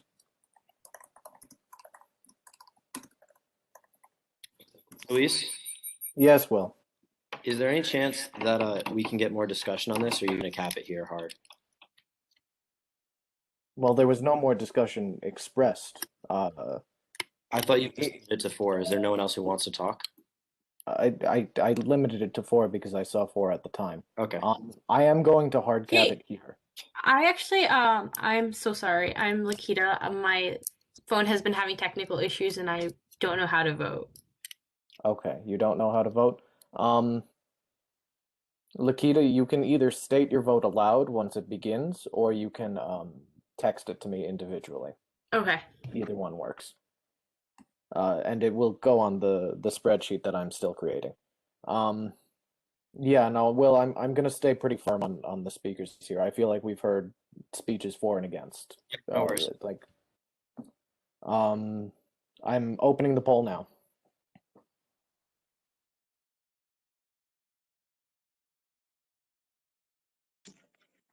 Luis, would you mind just clarifying for the entire body what this vote is, what the for means and what the against means, just so everybody's clear? So for means you want to get rid of the words that have a strike through on the screen that's being shared right now. Against means you do not want to get rid of the words that have a strike through on the screen right now. Abstaining means you don't vote, like you don't count towards the total. And then not a senator means that you're not a senator. Is that helpful, Kevin? Yeah, I just wanted to make sure because we went back and forth. I want to make sure everybody was aware. Thank you. Sure. I'm glad to clarify. Anyone, if you ever don't know what we're voting on or don't know what's happening, please make a motion. Within the Douglas Rules of Order, there's something called the ayúdame, which basically means you don't know what's happening. Feel free, if you ever don't know what's going on, just unmute yourself and say, I don't know what's going on, or ayúdame. And I'll try to clarify that.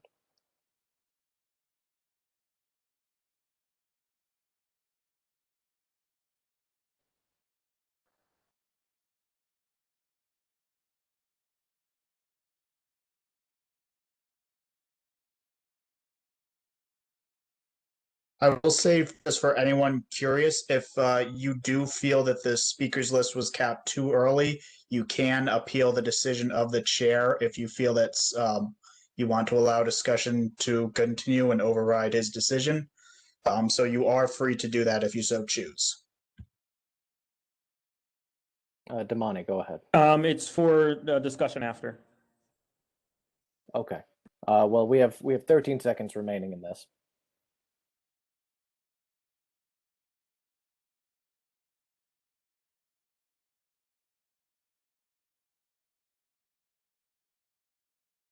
So in a vote of 11 to 5 to 5, this motion passes. So 11 in favor, 5 against, and 5 abstaining. Oh wait, actually 13 in favor. I got one last come in as the participants was closing. Let me just restate the vote altogether. I did it as it was closing rather than after it was closed. So in a vote of 13 to 5 to 5, this amendment passes and the debated line is struck from the legislation. So these remaining words are no longer a part of the Constitution.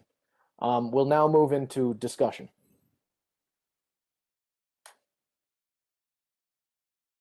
Neha, go ahead. In case anybody cared about what my deciding vote was, I, by the end of hearing our lovely 3 speakers, I'm losing track. I actually voted for getting rid of it because I do agree that the president does hold a lot of power. And if we continue to have all of the appointees, I mean, that will be representative of most of the people in our e-board, which is, quite a bit of people who hold a lot of power in the organization. So. And if anyone cared, that's where I'm at. So.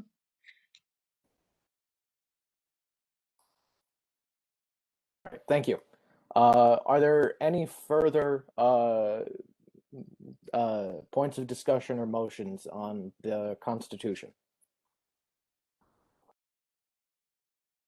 Raise your hand, or if the raise hand function isn't working, feel free to say so now.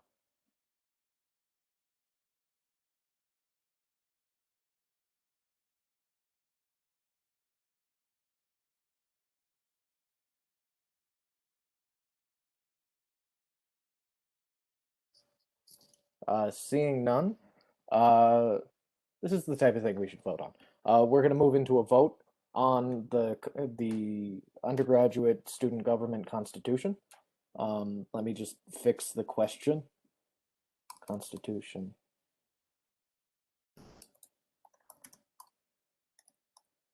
One quick note, Damani, can you change the title? Well, this is a non-substantial change Senate leadership is going to make, but I will notify everyone of now. We're forwarding a constitution in spring of 2021 rather than the spring of 2020, which is just in the title.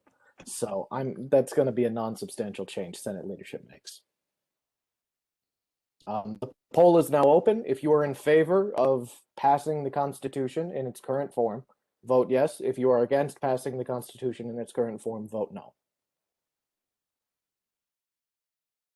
I don't know. Personally, I think that's pretty substantial considering where we were a year ago today, what we were all thinking a year ago today versus now. Senate leadership moved fast. They've already changed it. Well done.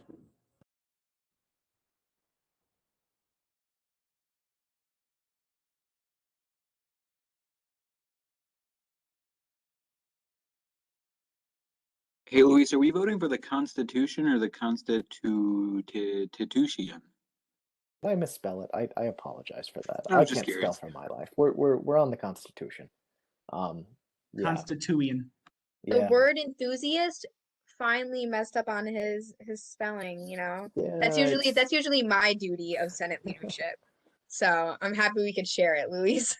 I'm glad to share it anytime, Neha. I'm sure that as we have more amendments that I'm typing out on the screen as debate is going on, you will see that I rarely spell things correctly the first time around.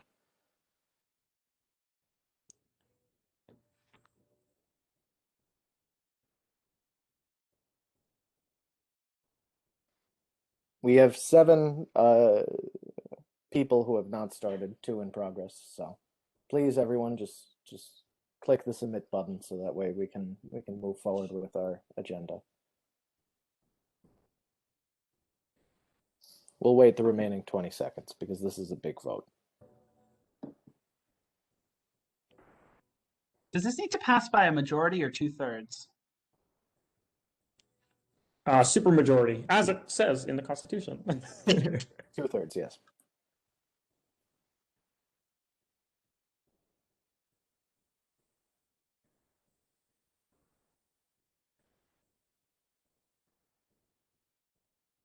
All right. It's giving me 10 more seconds here. So if you want to vote, vote.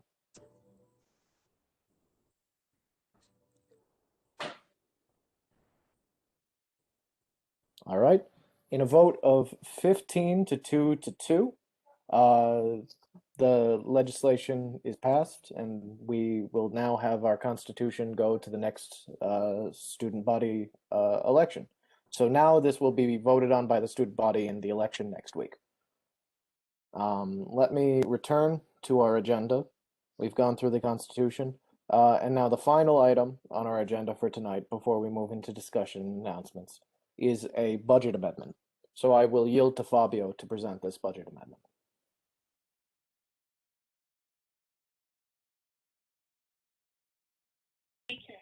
Hello, Luis. Did you just ask me to explain this? I'm sorry. Yes, I yielded to you to introduce the budget amendment. I decided to call Bank of America before they closed because my debit card is not working, and we just happened to hang up at the right time. So, perfect. Yeah. So everyone, this is quick. USG last year, for the first time ever, was able to collaborate with Huskython, and the way we did that was USG purchased Huskython's T-shirts. USG gets their logo stuck on them, and our public relations team works with the T-shirt design team at Huskython, whatever. So it's a collaboration. It's a good way to support Huskython. It's finicky to support them with student fees because they're a charity at the end of the day, or a charitable cause. So this is how we do it. They're in the process of ordering their T-shirts, and they're just running a little bit over $15,000, which is what I originally allocated because they're shipping a certain amount off campus to students. So I'd like to up it to 20,000. I feel like that would be more than enough to cover this, and this is within my budget because I'm the one that put it together last year, so I kept it under me. That's it. If you have questions, happy to answer.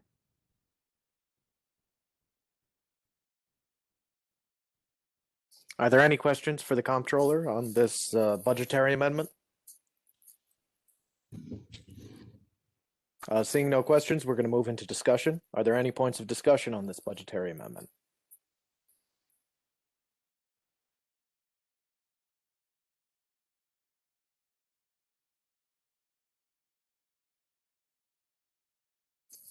All right, now I'm going to move to approve of this $5,000 change to our budget by unanimous consent.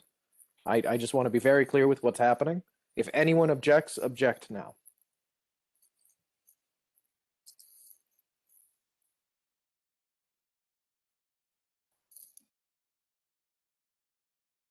Seeing no objections, it's so moved, and our budget is now changed to be this. We will go, we are now out of business and we're entering into discussion. So the first point of discussion is the provost surveys. This came to me from Katie. So Katie, if you'd like to start us off here, go ahead. Yeah, so hi everyone. I spoke with Provost Lejue yesterday, and he wants us to survey the student body, which is quite interesting. We haven't gotten that request before. So essentially he wants us to gather information about in-person activities in the coming months. More specifically, seniors' thoughts on an in-person graduation and the general student body's thoughts on moving into the fall and what modalities for classes students would prefer. So I am compiling this survey. It's going to essentially be student attitudes about in-person activities as it relates to graduation and in the fall. I just wanted to open it up to see if anyone has any other suggestions that they want added that are directly related to that. So we will not be adding anything that is not related to in-person attitudes, if that makes sense. So I just opened it up. If anyone has anything, let me know. If you don't, that's fine too. Fabio, go ahead. Is this going on the ballot next week? No. Was there any thought given to putting it on the ballot so that more students respond? I don't know if it's too late to do that. I don't think that he knew that that was an option. If we can get it on the ballot, that actually might be better so that more students can take it. I was planning on having the DC run it with us so that it can reach a wider audience as well. But if it can be added to the ballot, that'd actually be great. I'm by no means an authority on what can and cannot be on the ballot, but I do know that we have to provide them with our constitution, so before the ballot can be finalized. So I know that it's not finalized yet, and I encourage you to kind of follow up. I think that Josh would have some knowledge on where to go with this. So perhaps following up after this meeting with Josh Crow would be wise, Katie. Sounds great. Are there any other kind of thoughts on this? Any other questions that we might want to add?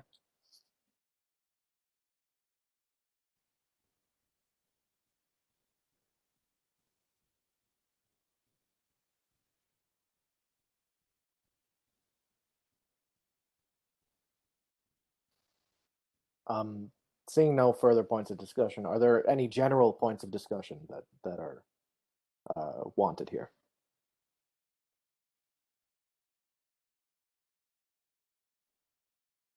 Okay, then we're going to move into announcements.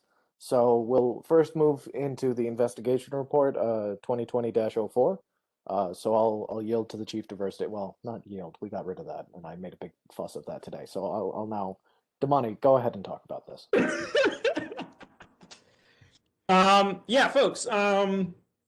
If you all think back to what feels like several years ago, but was really just a couple months ago. I think at the last end of the year, the Senate directed the chief diversity officer to to look into potential violations of the Student Bill of Rights arising from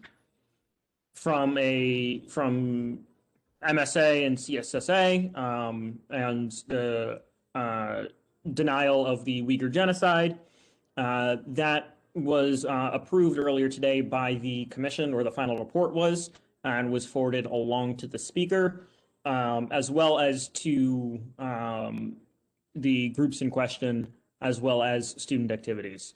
So that all set. I believe either myself or Luis will send that out for all of you sometime soon, like in the next several minutes. Should it be allowed? I'm open to opening it up on the screen right now. I just don't know if that's allowed or not. Yeah, this is not confidential. No. Oh, this is not a confidential one? Okay, perfect. not I'll open it up now. Let me just... You all get to look at my inbox briefly. Krista's back. Yes, Krista is back. We'll consider that an announcement. So here we are. This is the beginning of the document. This will be emailed out to everyone following the completion of this meeting. We'll go through... oh, wow. It couldn't be... That's really unfortunate. It stopped loading after there. So let me just download it quickly and then open it up. I hope this is the one that works, because I had accidentally sent you one that did not work. The formatting may be strange here, but it's better than nothing. You'll get the full report later, everyone, seeing as this is something that the Senate as a whole forwarded over. So here's the section on the findings. You all can read through this more thoroughly later. I really want to draw your attention towards the results, the conclusion, and then the recommendation. So here is the recommendation that was made as a result of this. If you would like to read more thoroughly, here is the ending of it and Damani's signature. This is an announcement, so no question or discussion, I suppose. So just be aware that this is coming out soon to everyone.